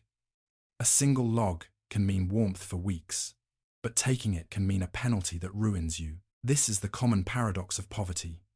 The thing you need most can also be the thing that gets you punished. The commons are not only about fuel. You step into a meadow where animals graze thin cows, a few sheep, geese pecking at the ground like busy accountants. Grazing rights are as valuable as land itself for many households. A cow can provide milk, butter, cheese. Sheep provide wool. Geese and pigs convert scraps into meat. If you lose the ability to graze an animal, you lose a key part of your survival portfolio. In a colder climate, livestock can be both buffer and burden valuable, but requiring fodder and shelter through harsher winters. You pass a patch of heath where someone is cutting turf or peat region dependent, but historically grounded in areas where peat is a traditional fuel. The block comes up damp and heavy, smelling of ancient plant matter, and you realize how deep the energy economy goes. In some places, peat is a lifeline. In others, wood is the main fuel. In still others, crop residues or other materials supplement. The Little Ice Age makes all of these fuels more important by lengthening the season when fire is not a luxury but a necessity. As you walk, you notice that the commons also carry social meaning. They are a place where neighbours see one another, where small resentments and alliances form. Who lets their sheep stray too far? Who takes more than their share of firewood? Who claims a right they cannot prove? The commons are shared, and shared things require constant negotiation. You hear someone mention a dispute at the manor court. Manor courts, again varying by region and time, can govern local land use, enforce bylaws, and adjudicate conflicts. Such courts often deal with small but crucial matters: grazing, fences, hedges, woodland use.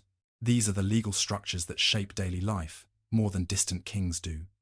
In a hard year, a court decision about access to wood can matter more to you than a treaty signed far away. Historians still debate how far peasants could effectively resist enclosure and the tightening of common rights. In some cases, communities mount organized protests, petitions, or legal challenges. In others, they resist quietly by taking wood at night, by grazing animals in forbidden places, by treating the old customs as still valid, even when paper says otherwise. Resistance can be loud or soft, but it is often rooted in the belief that survival rights are older than property lines. You pause near a stream and watch water slide darkly beneath a thin skin of ice. Streams, too, are commons, in a sense, sources of fish, water for animals, power for mills downstream. In cold winters, ice can interfere. In wet seasons, streams can flood. Water behaves differently now, and that changes what you can take from it. You feel the whole landscape as a system of shared resources under stress. As dusk comes on, people begin turning home, bundles of wood on their backs, animals herded away from the meadow. The path is busy with quiet footfalls. There's a tired solidarity in the procession. Everyone knows what this work costs, and everyone knows why it must be done. Back in the village, you see the bundles stacked near doors like small walls. Fuel is stored like treasure, protected from rain, guarded from theft. You hear a door latch with a soft finality. Inside, a fire will be coaxed to life, and the day's gathering will become heat. You stand for a moment and let the lesson settle. In the Little Ice Age, peasants survive not only by changing crops or receiving parish aid, but by fighting for access to the commons, those shared margins where the world offers extra sustenance. When those margins shrink through enclosure, stricter enforcement, or simple overuse under pressure, life becomes more brittle. And yet, the act of walking into the woods, gathering what you can, carrying it home through cold air, it is also an act of resilience. It says, the winter is long, but you have hands. It says, the rules are heavy, but you have neighbours. It says, the cold presses in, but you can still make a small bright centre in the dark, one bundle of wood at a time. You wake to a sound that doesn't belong to birds or bells. It's the long, steady drumming of rain on thatch, on shutters, on every surface that can hold a drop. In the half-light of morning, the village feels muffled, as if someone has wrapped the world in damp cloth. Smoke from the chimneys lies low and stubborn, refusing to rise cleanly, and the air smells of wet earth and rotting leaves, nature's own slow simmer. You step outside, and the ground gives slightly under your weight. Mud is not unusual, but this mud feels different, saturated, tired, close to surrender. A ditch at the roadside is swollen, and the water inside it moves with a quiet confidence, as if it's remembered a route you'd forgotten it could take. In the Little Ice Age, water becomes a character you cannot ignore. Cold is the headline, yes, but water is the method. Too much rain at the wrong time can flatten a harvest just as effectively as frost. Snowmelt can swell rivers, ice can jam streams, and then release suddenly, like a hand unclenching. Storms can tear roofs, uproot trees, and push the sea inland. And always, water finds the softest place to enter through a cracked bank, a neglected culvert, a dike that wasn't maintained because the village didn't have the coin or didn't have the unity. You follow a path toward low-lying fields, where the grass is already standing in shallow water. Someone has placed wooden planks like stepping stones, and you walk them carefully, hearing the quiet suck of mud between boards. The fields look like mirrors. In a way, they are. They reflect how precarious your world is. A man bends over a ditch with a spade, widening it, trying to give the water a place to go. He works steadily, not angrily. It's not rage that moves him. It's the practiced understanding that drainage is survival. In many parts of Northern Europe, especially in the Low Countries, keeping water out is not occasional work. It's constant. Dikes, canals, sluices, and pumps are part of the landscape as surely as churches are. You move toward a windmill on higher ground, its arms turning in the wet wind with a slow, patient rhythm.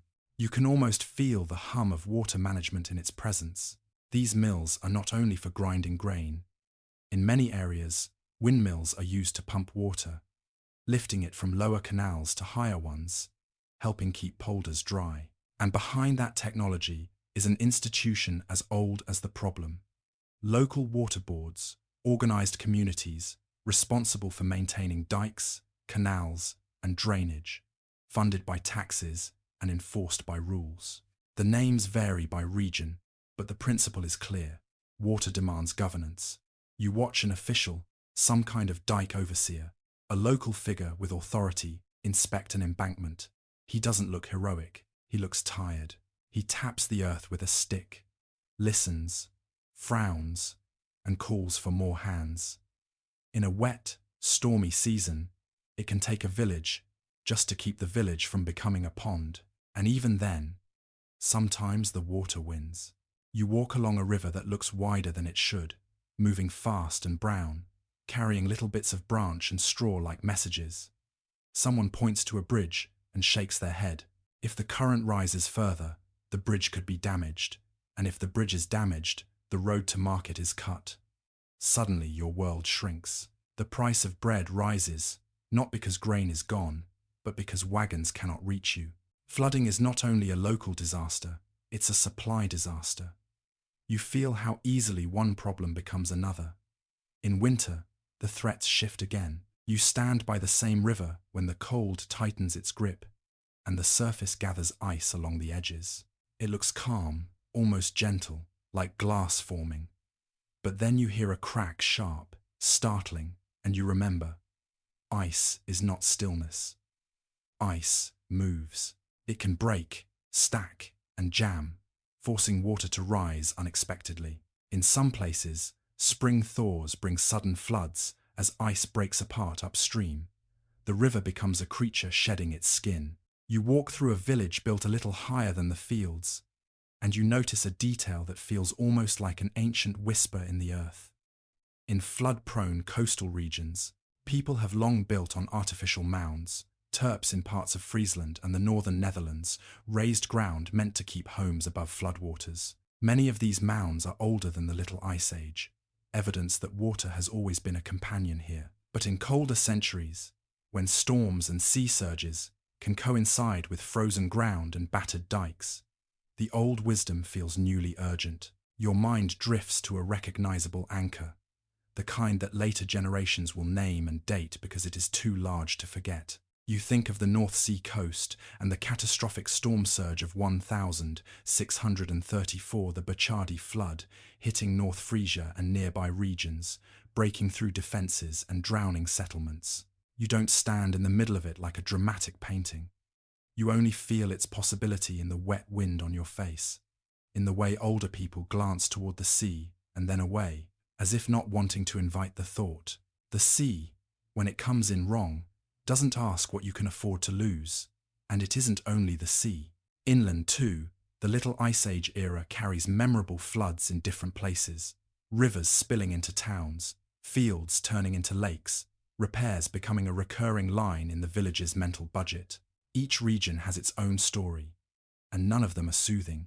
If you're the one with the wet floor and the ruined grain, you return to the practical world of small defences, fascines, bundles of sticks, and brush stacked along a bank to reduce erosion, stones placed where the current bites hardest, ditches cleared, so water can flow where you want it, rather than where it prefers.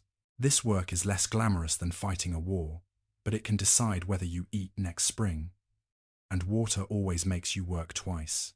If the storm knocks down a fence, animals wander, and if animals wander, they trample the wrong field. And if they trample the wrong field, your neighbour's already thin patience snaps. In wet seasons, disputes multiply. Who is responsible for clearing the ditch? Who failed to maintain the bank? Who will pay for repairs? Water is democratic in how it spreads, but the burden of preventing it is not. Those with more land and more power can push costs onto those with less. Those with less must still show up with their spade. Here, too, you feel the Little Ice Age's deeper lesson. The climate doesn't only change temperatures.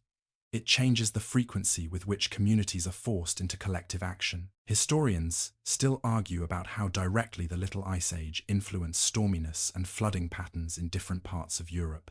Some researchers find evidence suggesting periods of heightened North Atlantic storm activity.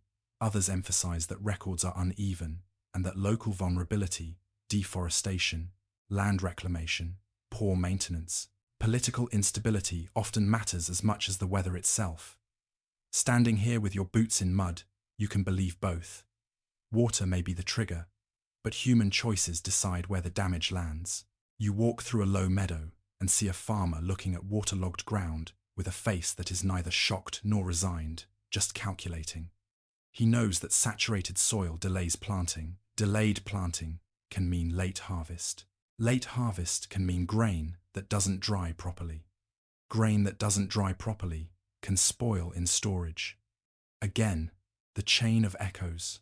Water doesn't only drown crops in the moment. It pushes the whole year out of alignment. In a colder climate, those alignments matter more because you have fewer warm, dry days to recover. You pass a small work party at a broken section of embankment. They move earth and pack it, tamping it down with their boots.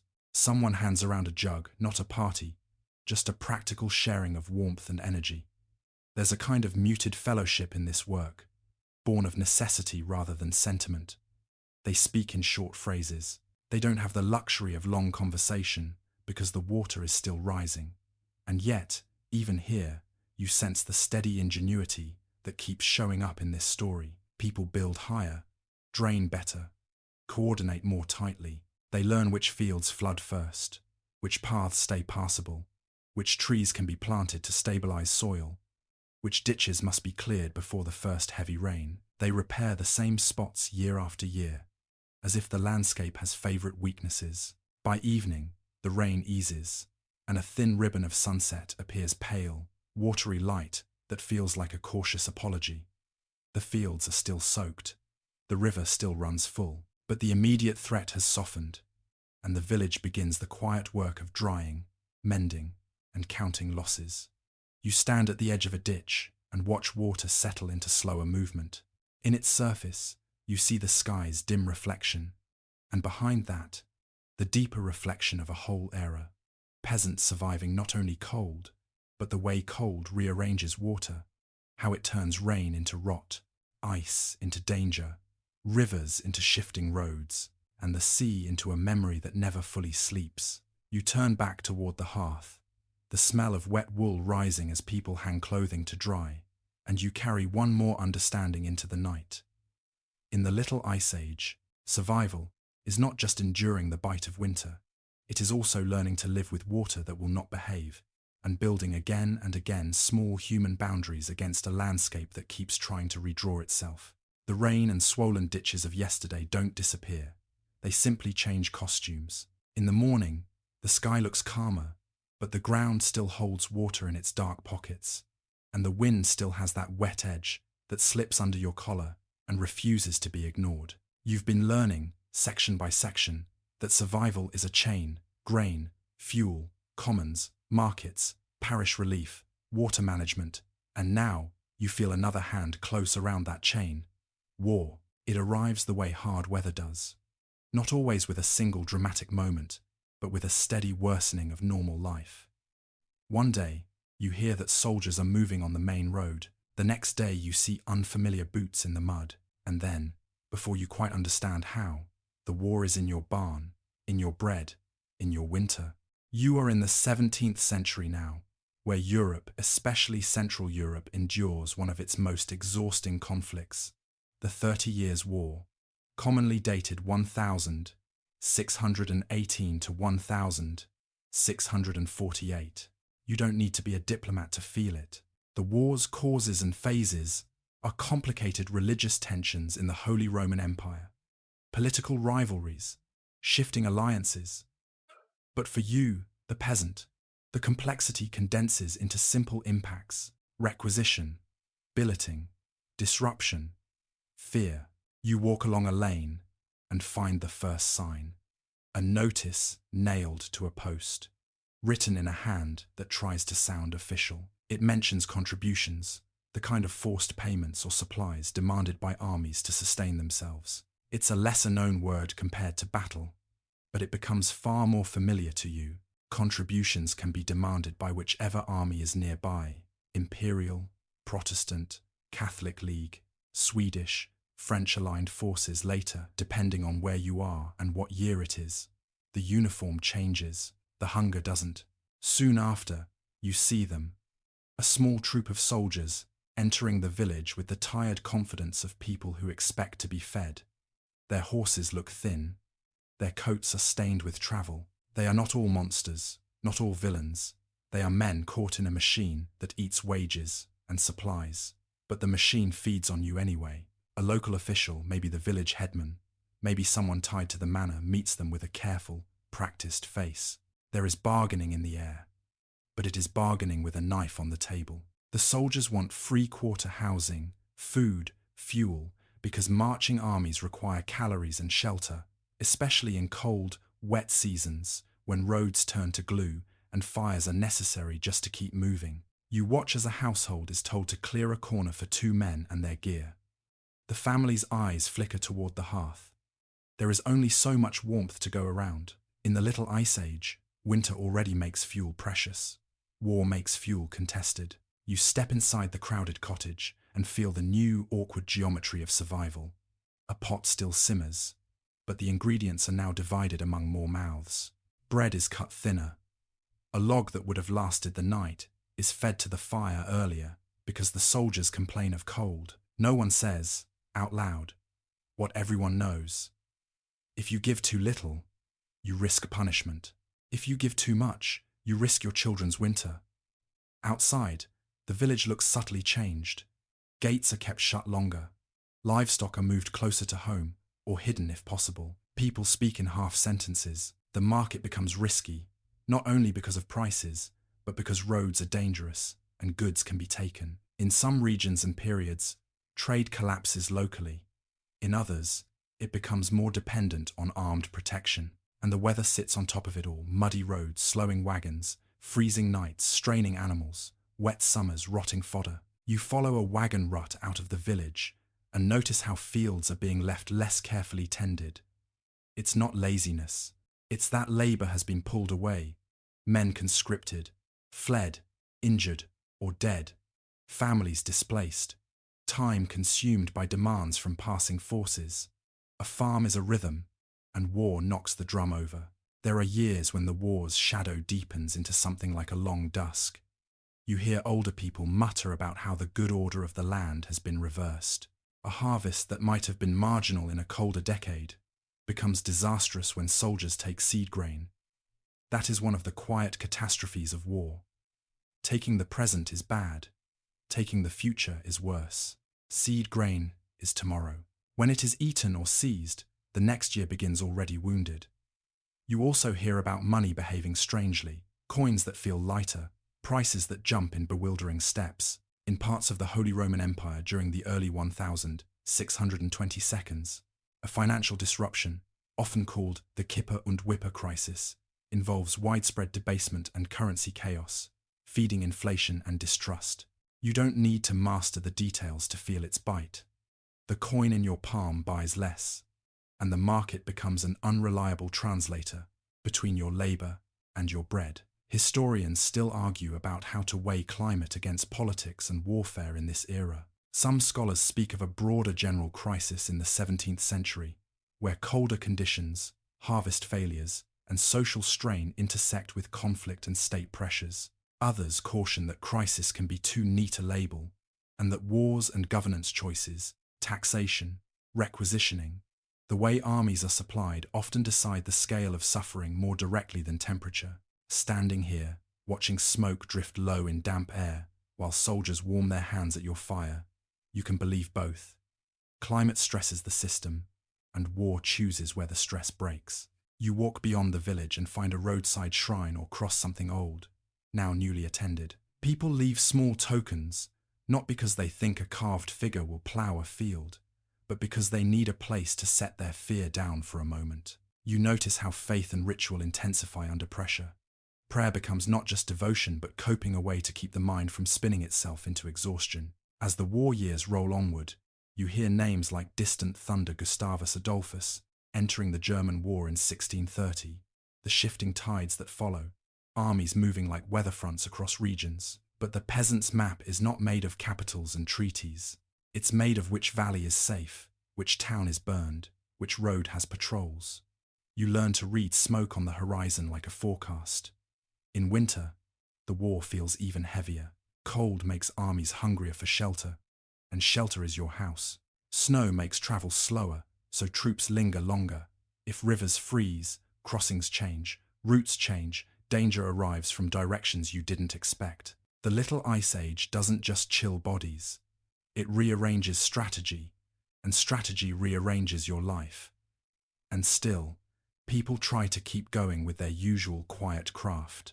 You see someone burying a small cache of grain in a sealed pot, hiding it beneath a floor or in a corner of the barn. You see women keeping the household accounts in their heads: how much flour, how much fuel, how many days until the next possible market trip. You see neighbors forming watch rotations, not with uniforms and banners, but with lanterns and muttered promises. Eventually, years later, you hear that the war is ending. In 1648, the Peace of Westphalia is signed, and in official language, the great powers settle terms. In your language, the settlement is simpler. Fewer boots on the road, fewer forced payments, fewer sudden knocks at night. Peace is not instant recovery. Fields still need reseeding. Animals still need rebuilding. Debts still exist. The missing still remain missing. But the air changes. You stand in a late autumn field and feel the wind without flinching quite as hard. The cold is still there. This is still the Little Ice Age. Still a world of sharp winters and tricky summers. But the extra weight of war begins, slowly, to lift. You realize you've been living through a double pressure. The climate narrowing the margin, and conflict repeatedly smashing what little margin remains. In the fading light, you return toward the village, and the sight of smoke rising from chimneys looks almost gentle again, not the low, anxious smoke of damp siege years, but the ordinary smoke of people cooking, repairing, surviving. And you carry forward a weary human truth. When cold years come, peasants can patch roofs and change crops and ration fuel, but when armies arrive, even the best household wisdom can be undone in a single night. The Little Ice Age teaches endurance. War teaches how fragile endurance can be, and how stubbornly, quietly, people keep rebuilding anyway. The road feels different when fewer soldiers walk it. Not safe, never fully safe, but less haunted by the expectation of boots and demands. The village still carries the scars of disruption. A missing fence here, an empty cottage there, a field that went to weeds for a season too long. And yet life, like grass, has a way of pushing back through damage when it can. You can feel the old rhythms trying to return, the sound of a flail in a barn, the gossip at a well, the steady scrape of a ploughshare against stones. But you also feel something else now, simmering beneath the surface like a pot left too long on the edge of the fire. Anger. In colder decades, when bread grows dear and obligations don't shrink with harvests, Patience becomes a resource as real as wood, and like wood, it can run out. You walk into a town on a market day, and you can sense the tension in the air before anyone raises their voice. People stand closer together. They glance at the grain stalls the way a thirsty person looks at water. Someone mutters that the baker's loaves are too small. Someone else says the miller is taking too much. Someone else says the merchants are sending grain away while children go hungry. These aren't new accusations. They are old ones. And that's the point. The moral economy, the sense that food should be distributed fairly in crisis, sits deep in many communities. When conditions worsen through repeated cold seasons, bad harvests, wartime disruption, taxation, those old accusations find new fuel. You see the first crack as a crowd forms around a cart of grain. The seller looks nervous, trying to keep his voice steady. He insists the price is fair, that he paid dearly for it, that he has costs. The crowd does not want to hear about costs. The crowd wants to hear about bread. A woman steps forward and says, quietly at first, that people cannot pay. A man beside her repeats it louder. Another says, the grain should be sold at a just price. The word just lands like a stone. It's not only about economics, it's about moral order. And in that moment, you understand why. In early modern Europe, food protests and bread riots can erupt not as mindless violence, but as a kind of desperate negotiation, an attempt to force the community's powerful actors to recognize the reality of hunger. In some places, crowds will seize grain and sell it at a fair price themselves, handing over money rather than simply looting, an action that historians have pointed to as evidence of a moral logic rather than pure criminality. The details vary by time and place, but the pattern is attested. People sometimes riot to enforce what they believe is proper behavior in a time of dearth. You stand at the edge of the crowd and watch the atmosphere thicken.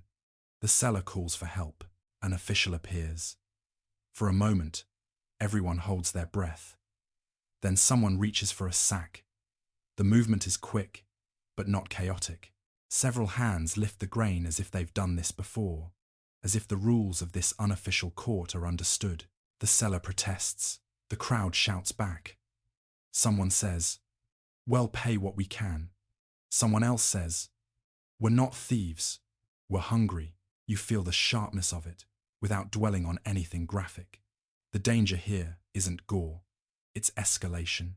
A hungry crowd and frightened authorities are a volatile mix.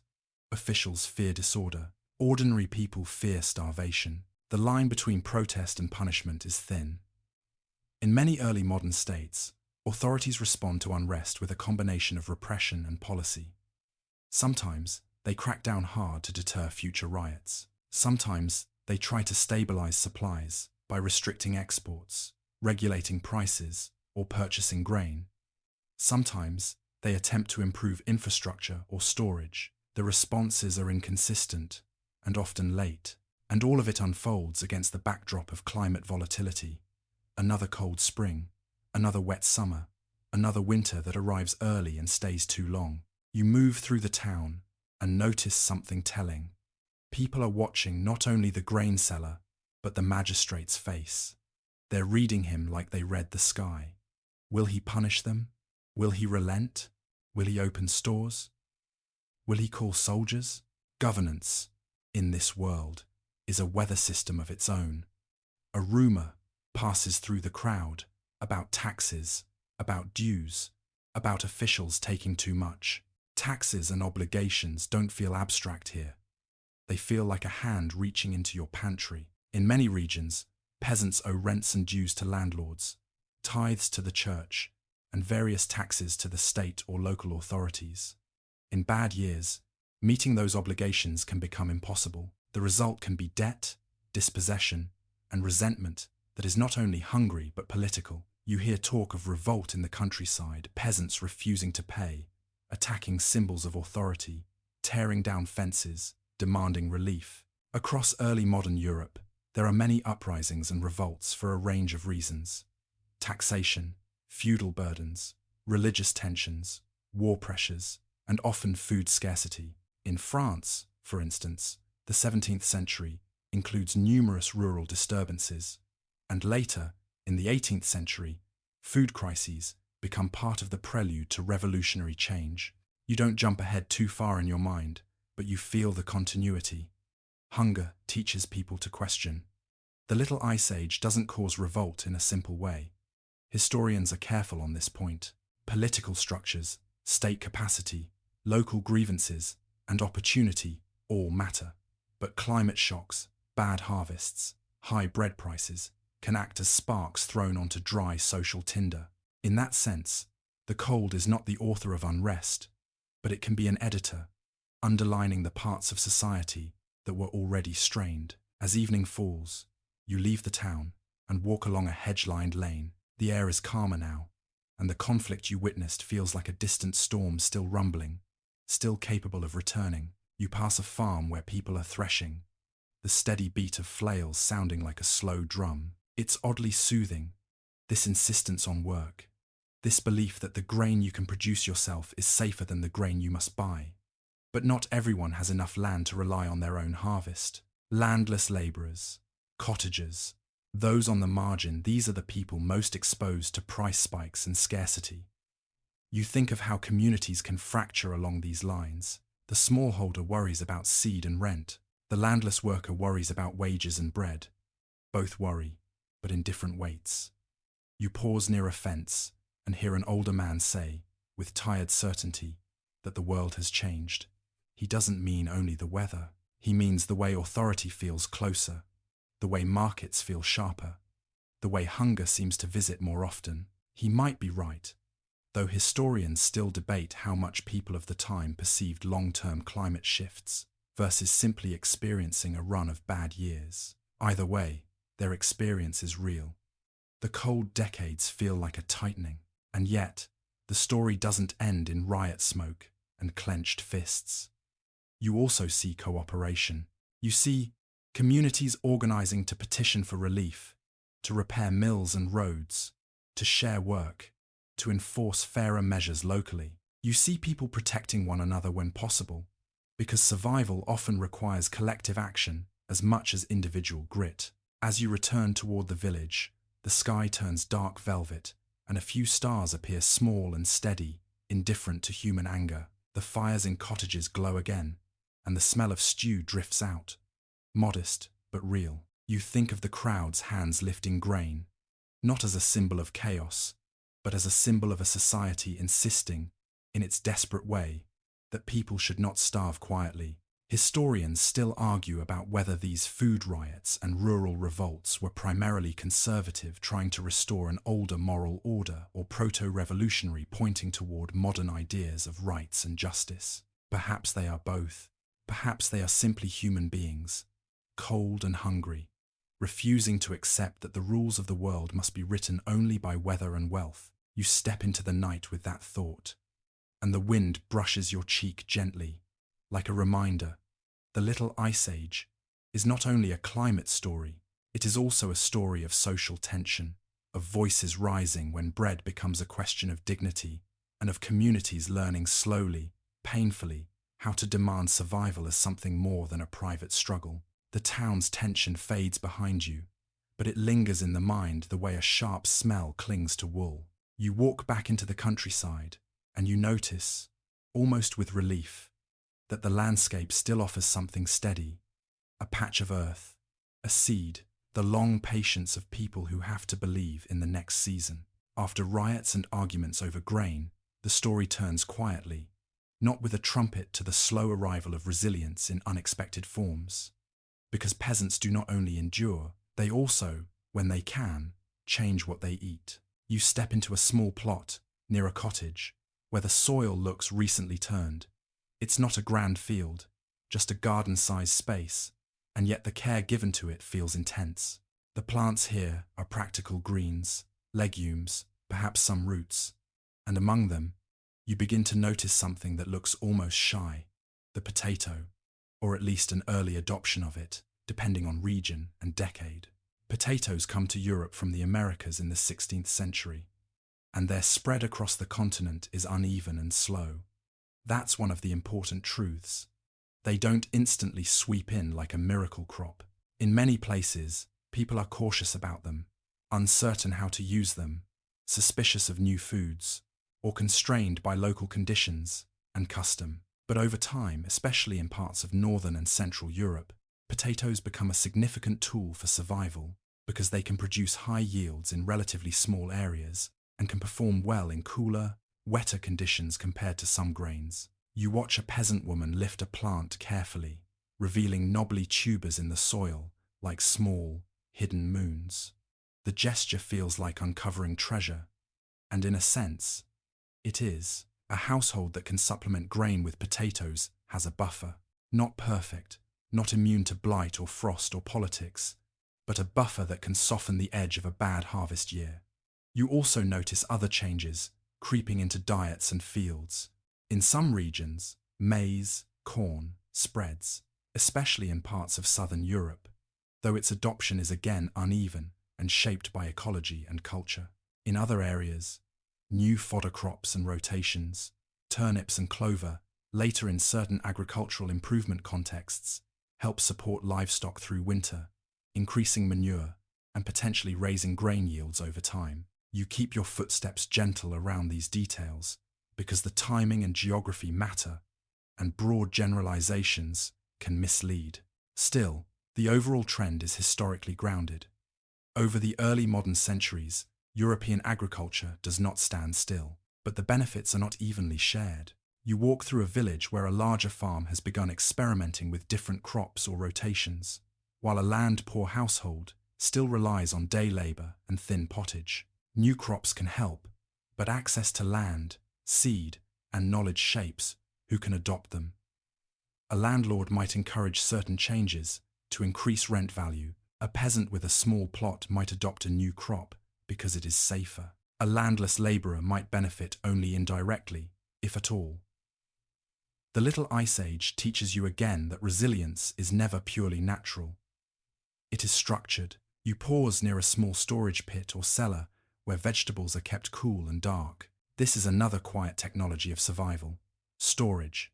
Potatoes, where used, can be stored through winter, as can root vegetables and cabbages, creating a more stable food supply. You smell damp earth and hear the soft rustle of straw used for insulation. The cellar is not glamorous, but it is a kind of insurance policy against the sky's mood. And because you've been following this story as a slow camera through time, you also feel the way knowledge spreads not instantly, but through neighbors, through markets, through the movements of soldiers and migrants, through the occasional pamphlet or advice from a local official. Agricultural change is often a social process. Someone tries something, someone else watches. If it works, it spreads. If it fails, people remember that too. You hear an older farmer grumble that new foods make weak bodies, a common kind of skepticism in many eras. And you hear a younger one reply that weak bodies die quicker in winter. The exchange is half joke, half truth. In hard climates, practicality has a way of winning arguments over time. You also see that hope can be dangerous when it becomes overconfidence. A new crop can tempt a household to reduce grain planting too far, or to rely on one solution. Historians still debate how much certain shifts improved overall resilience versus creating new vulnerabilities. Potatoes, for example, can support population growth and reduce famine risk in some contexts. But dependence on a single crop can become dangerous later if disease strikes an insight that Europe will learn painfully in the 19th century. You keep that thought quiet, not as a spoiler, but as a reminder. Every solution carries its own shadow. For now, in the Little Ice Age world, new crops and gradual agricultural adjustments offer something precious, a little more margin. You walk along a path and see fields where rye still dominates, but the landscape feels subtly more diverse than before. Gardens seem more important. Livestock management looks more deliberate. You notice small improvements, drainage ditches maintained a bit better, compost piles carefully arranged, a sense that people are trying to build resilience into the daily routine. And you notice something else. The relationship between state policy and agriculture. In some regions, authorities encourage certain crops or promote agricultural improvement, sometimes through incentives, sometimes through pressure. In Prussia, in the 18th century, for instance, there are notable efforts to encourage potato cultivation under Frederick the Great. Though the story is often simplified into legend, the broader point remains that states sometimes intervene in food security. The motives can be mixed: humanitarian concern, desire for stable populations, military strength, taxation. But the effect is that agriculture becomes a matter of policy as well as tradition. This leads you to an interpretive thought that historians still discuss. Did the Little Ice Age push societies toward more centralized management of food and resources? In some places, repeated crises seem to encourage more state involvement, more regulation, more emphasis on improvement. In other places, local customs remain dominant, and central policies struggle to reach the countryside. The relationship is complicated, but you can feel the direction of travel. When the weather becomes a recurring threat, governments and elites pay more attention to what peasants grow and eat. You turn back toward the household level, because that is where survival is most intimate. You watch a family add boiled potatoes or some other hardy crop into their meal alongside bread. The table looks the same in its humility: wooden bowls, a shared spoon, the quiet sound of chewing. But the contents have shifted slightly, and that shift can matter enormously in winter. Outside, the cold returns with evening, as it always does. You feel it on your cheeks, and you smell smoke rising. The new crops do not banish the cold. They do not prevent floods or wars or taxes. But they can keep hunger from falling all the way down the staircase. They can turn a famine year into a hard year. They can turn a hard year into a manageable one. And in a world shaped by repeated climate stress, that difference is the difference between staying and wandering, between keeping a cow and selling it, between paying rent and losing your plot. You walk to the edge of the garden and look out across the fields. The horizon is soft under a low sky. The wind moves steadily, as if practicing its own routines. And you understand that peasant resilience is often built not from grand innovations, but from small shifts that accumulate new crops, better storage, slightly altered rotations, a willingness to try what the neighbor tried. Historians still argue about how much these changes were driven by climate pressure versus broader economic and social transformations. The answer likely depends on where you stand. Here, with your boots in cool soil and your hands smelling faintly of earth, it feels simple. When winters are longer and harvests less reliable, you look for food that will not betray you as easily, and sometimes, quietly, the earth offers it hidden in the soil, waiting to be lifted, one tuber at a time. The garden soil stays under your fingernails in memory, dark, cool, promising, and you carry that promise as you move into a different kind of landscape, one made of paper, ink, and careful noticing. Because while peasants adjust crops and household routines, another group of people, clerks, merchants, ministers, scholars, and curious observers begin, slowly, to leave behind written traces of the weather itself. You walk through a town with narrow streets and a damp chill that seems to live in the stone. Somewhere inside a study, a candle burns steadily, and the air smells of wax and old leather. You step closer, as if you're allowed, for a moment, to eavesdrop on the past's memory-making. A man sits at a desk, quill in hand, keeping a diary. Not a grand memoir for posterity, just a record of days. What was planted, what was harvested, what the price of grain was, and almost obsessively, what the sky did. Today, rain. Tomorrow, frost. A week later, a strange cold wind in May. In the Little Ice Age era, this kind of note becomes more valuable than the writer may realize. It is how climate becomes legible over time, not only in ice cores and tree rings, but in human sentences. You don't need to name a specific diarist to feel the pattern, but you can sense how widespread this habit becomes among certain literate groups in early modern Europe. Parish registers record burials during hard years. Town councils record repairs after floods. Merchants note shipping disruptions when rivers freeze or storms delay travel. Farmers with some literacy keep almanacs and annotations.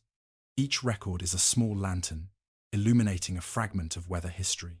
And among the most vivid memories the era leaves behind are those moments when winter becomes spectacle, when cold does something so dramatic that even city people, who usually treat weather as background, stop and write.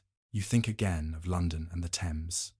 In particularly severe winters, the river can freeze hard enough for people to walk on it, set up booths, and hold those famous frost fairs. The exact frequency and conditions are debated, because the Thames has been altered over time. Its flow, its embankments, and later engineering changes affect how easily it can freeze. But the historical record is clear enough to anchor the image. There are winters in the 17th century when the Thames freezes, and people make a kind of carnival out of it. They print souvenirs, drink, laugh, marvel. The city, for a moment, turns the hardship into entertainment. You can almost hear it. The crunch of boots on ice, the distant shout, the creak of a temporary stall. And then you remember the countryside, where the same cold is not a novelty, but a test. The contrast itself is instructive. Weather is experienced differently depending on wealth and context. A frozen river can be a party for some and a disaster for others. You move into a church where the minister keeps records. He writes down not only births and deaths, but notes. Great frost, late harvest, many poor. These are not always poetic notes, but they are honest. They show you that people in this era are aware of unusual conditions. Even if they don't have a modern concept of climate change, they know when the seasons feel wrong. And now, the story opens gently into early science. By the 17th century, Europe is entering a period sometimes called the scientific revolution again. A broad label, debated in its neatness, but it brings a growing interest in measurement and observation. The thermometer is developed in various forms over the 17th century. Standardized temperature scales come later in the 18th century. Barometers, too, become part of weather awareness. This matters because, over time, weather becomes not only something you endure, but something you try to quantify. But even before precise instruments are widespread, people still collect patterns. They compare years. They read almanacs. They watch the sky with the same intensity peasants do, but they translate it into paper. You step into a printer's shop, where sheets hang to dry, smelling of ink. Almanacs are popular mixing calendars, saints' days, advice, sometimes astrology, sometimes practical notes about planting. They help people organize time. They promise guidance in uncertain seasons. Some of their predictions are more belief than science, but their popularity reveals a psychological truth. In volatile climates, humans crave frameworks. They want to feel that the weather can be understood. Historians still argue about how people interpreted these climatic shifts. Some saw them as divine judgment, others saw them as natural cycles. Some combined both. Gods will express through nature's variability. The interpretation depends on region, religion, social class, and the intellectual currents of the time. You hold this gently, because it matters. How you explain hardship shapes how you respond to it. If cold is punishment, you seek repentance. If cold is a cycle, you seek preparation. If cold is both, you seek both prayer and better storage. You walk again through the city and feel the cold in your lungs. You imagine a scholar writing about the severity of winters, perhaps collecting reports from different places. Not everyone agrees on causes. Some point to changes in the sun, some to winds, some to providence. Modern historians and scientists, looking back, identify multiple factors that likely contribute to the little ice ages, cooler phases, volcanic eruptions that inject aerosols into the atmosphere, possible periods of reduced solar activity, and natural variability in ocean atmosphere circulation. But in the era itself, people are mostly collecting evidence rather than explanation.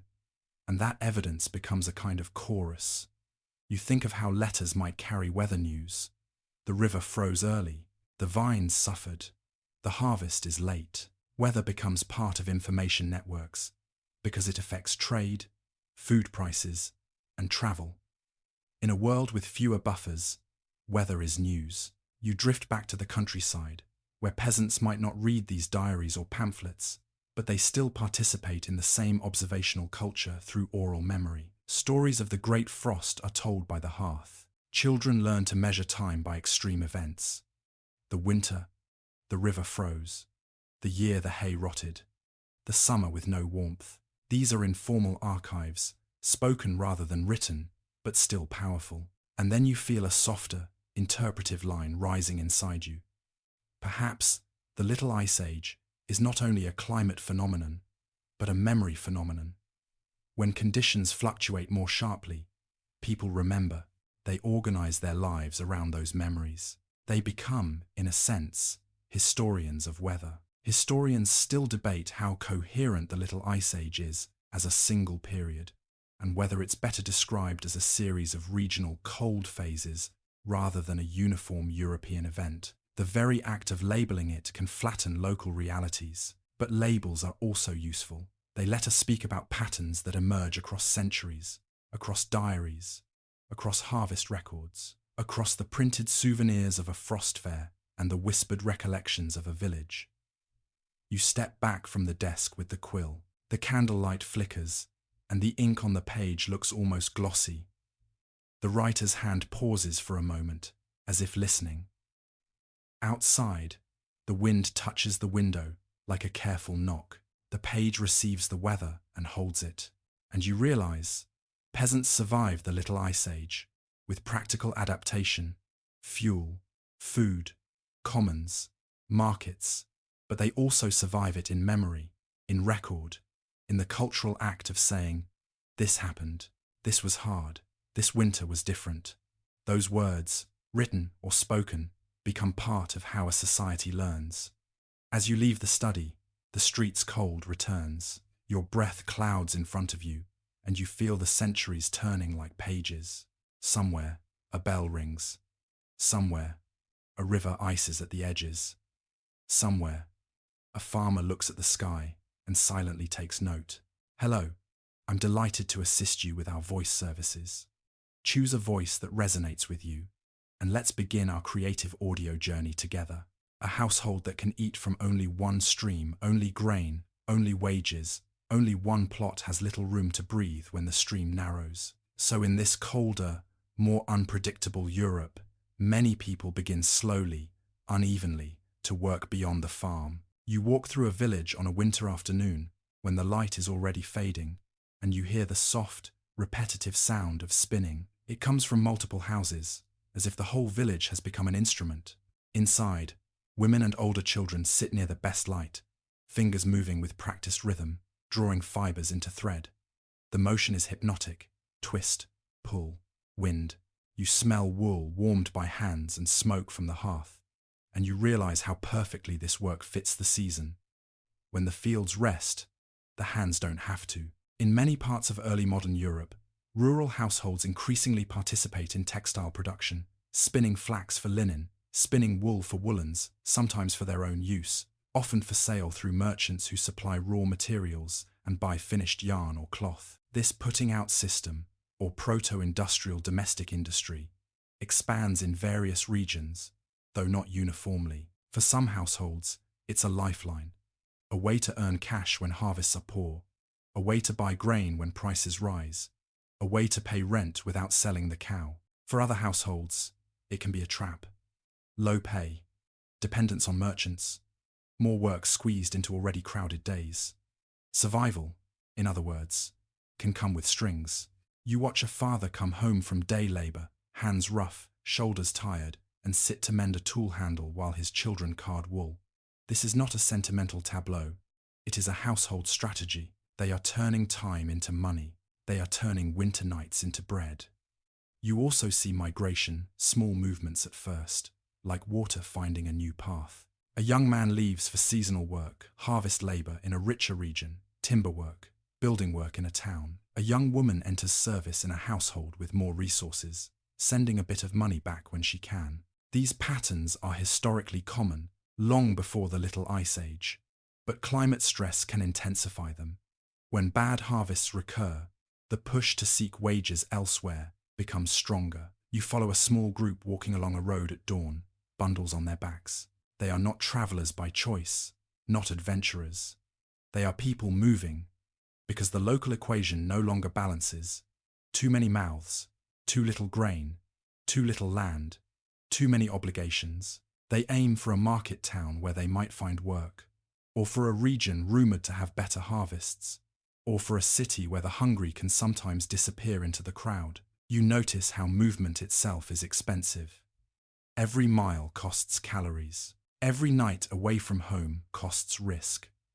Roads can be dangerous, banditry, vagrancy, laws, suspicion.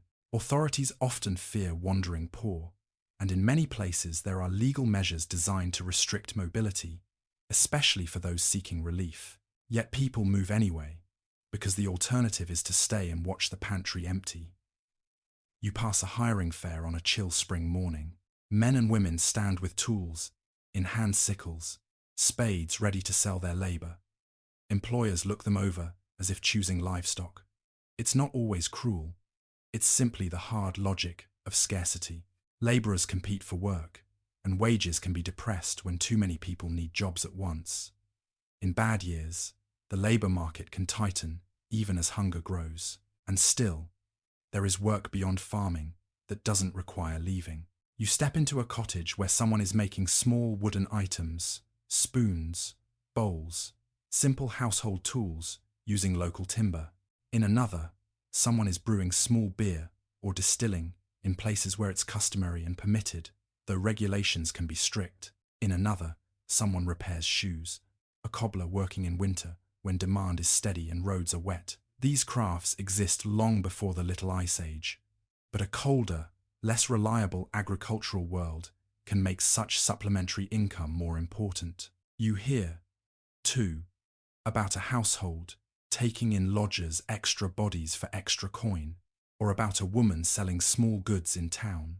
Survival strategies multiply, each one small, each one a thread in a larger net. Historians still debate how much proto-industrial work and increased market integration improved peasant resilience versus increasing vulnerability by tying households to volatile demand and merchant power. It's a question that echoes the earlier debates about markets and moral economy. Standing in these cottages, you suspect again that both are true. A spinning wheel can buy bread, and it can also keep you working late into the night for pennies that barely cover the cost of fuel. You step outside and feel the cold again, and you realize that diversification is not just economic, it's social. A household that has kin in town, or a cousin in a richer region, has a network. In hard times, networks matter. Letters carry news of work.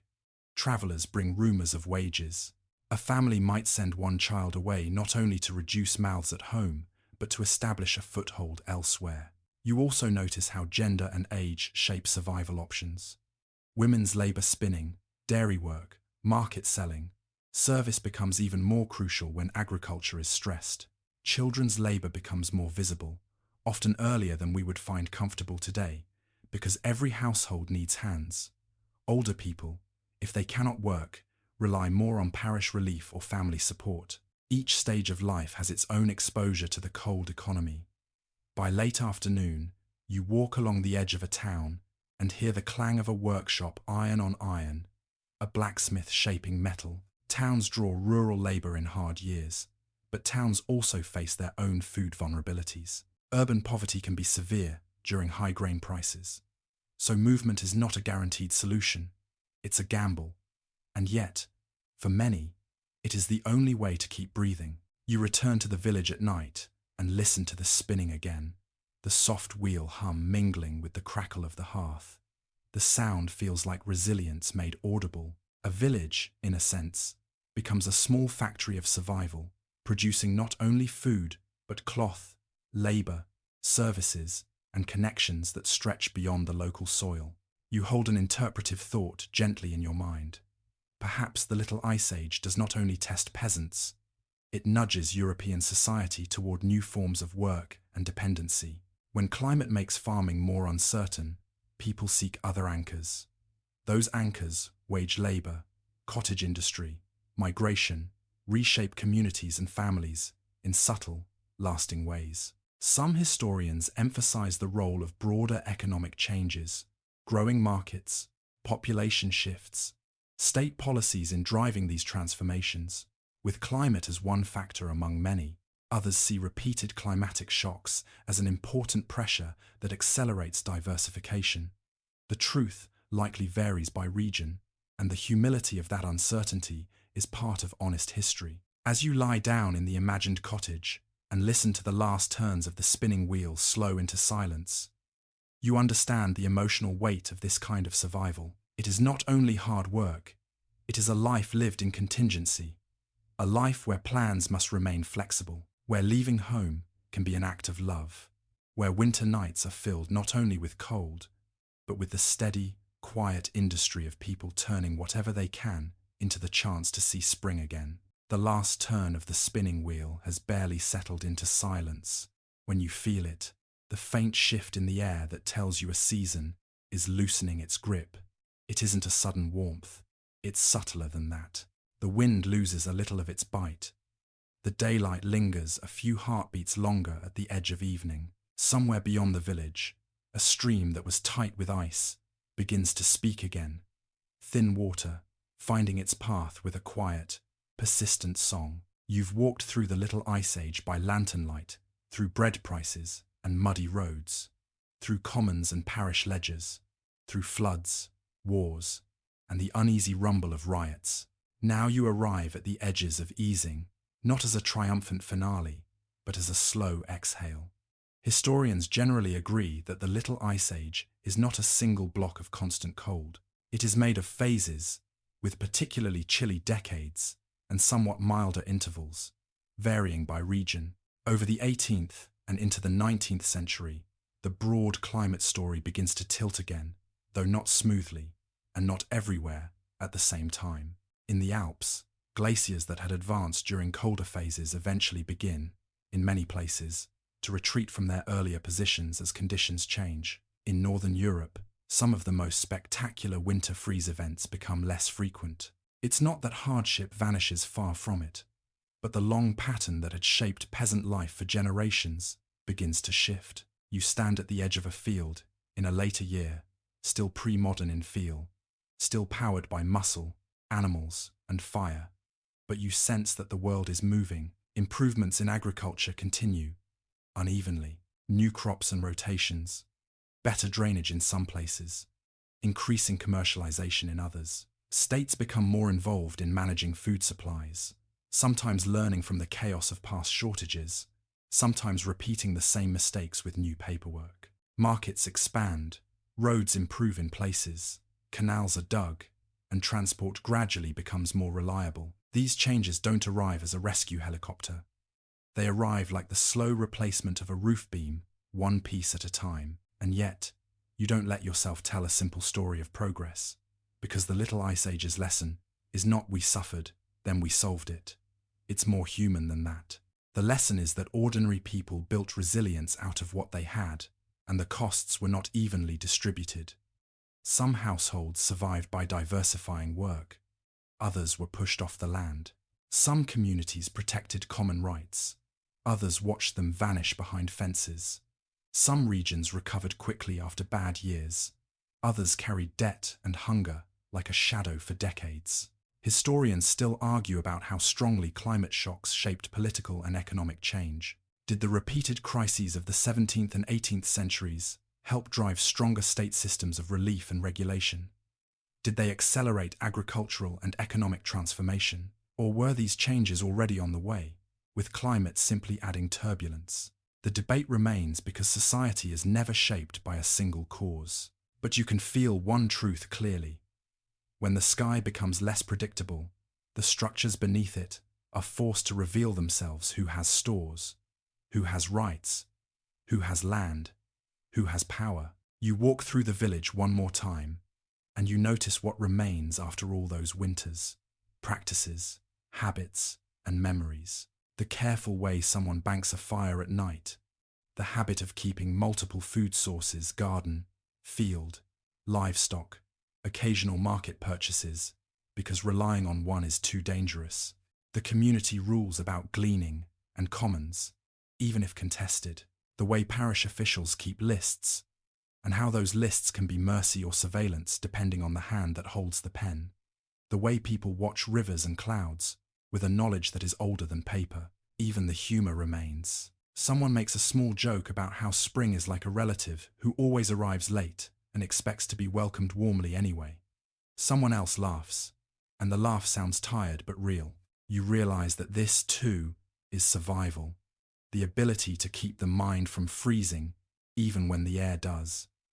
You step outside at dusk and look up. The sky is clearer tonight, and the stars appear with that calm, indifferent steadiness that has watched every era. You think of peasants across Europe, millions of unnamed lives, each one a small, stubborn flame against long winters. They didn't write treatises about climate. They didn't hold conferences about resilience. They simply learned, generation after generation, how to live in a world where the margin was thin, and you understand that their legacy is everywhere. It's in the landscapes shaped by drainage and field boundaries. It's in the agricultural habits that still echo in rural traditions. It's in the very idea that societies must plan for bad years, store, share, regulate, adapt, because normal is not guaranteed. In a quiet way, peasants of the Little Ice Age taught Europe a kind of realism, that prosperity is fragile, but so is despair. Now, as the story reaches its end, you let the pacing soften, you let the centuries grow quieter. You return to the cottage, our familiar shelter, warmed by a careful fire. The room is dim, the air thick with the gentle scent of smoke and wool. The pot is empty now, washed and set aside, waiting for tomorrow's simmer. Outside, the village lane is still, only the faintest sound of a distant dog and the occasional creak of a settling roof beam. The world feels like it is folding itself inward, preparing for sleep. You imagine candlelight trembling along stone walls in a church that has heard so many prayers in cold years. You imagine a market square now empty, the last footprints softened by night frost. You imagine fields resting under a quiet sky, and the river moving slowly, no longer roaring, no longer locked, simply flowing, patient as time. In your mind, you see shelves in a small study where old diaries rest, pages that once recorded great frost and late harvest, now silent, closed, their ink dark and settled. You see a road stretching into darkness, where travellers once walked with bundles, seeking work, seeking bread, seeking a place to endure the season. Now the road is quiet too, like a long thought finally allowed to drift away. And you, here in the present, are safe. You are not cold on that lane. You are not counting grain in a wet market. You are not listening for soldiers or worrying about the river's rise. Those hardships belong to the past, to centuries that have already turned their pages. Your blanket is your own. Your room is your own. Your breath is slow and steady. The firelight in the imagined hearth fades to a softer glow. The sounds of history soften with it, voices becoming murmurs, murmurs becoming wind, wind becoming silence. The villages, the towns, the frozen rivers and flooded meadows, everything settles, as if the world itself is laying down for the night. And as history closes its heavy books for the night, the quiet stars of another age watch over your dreams.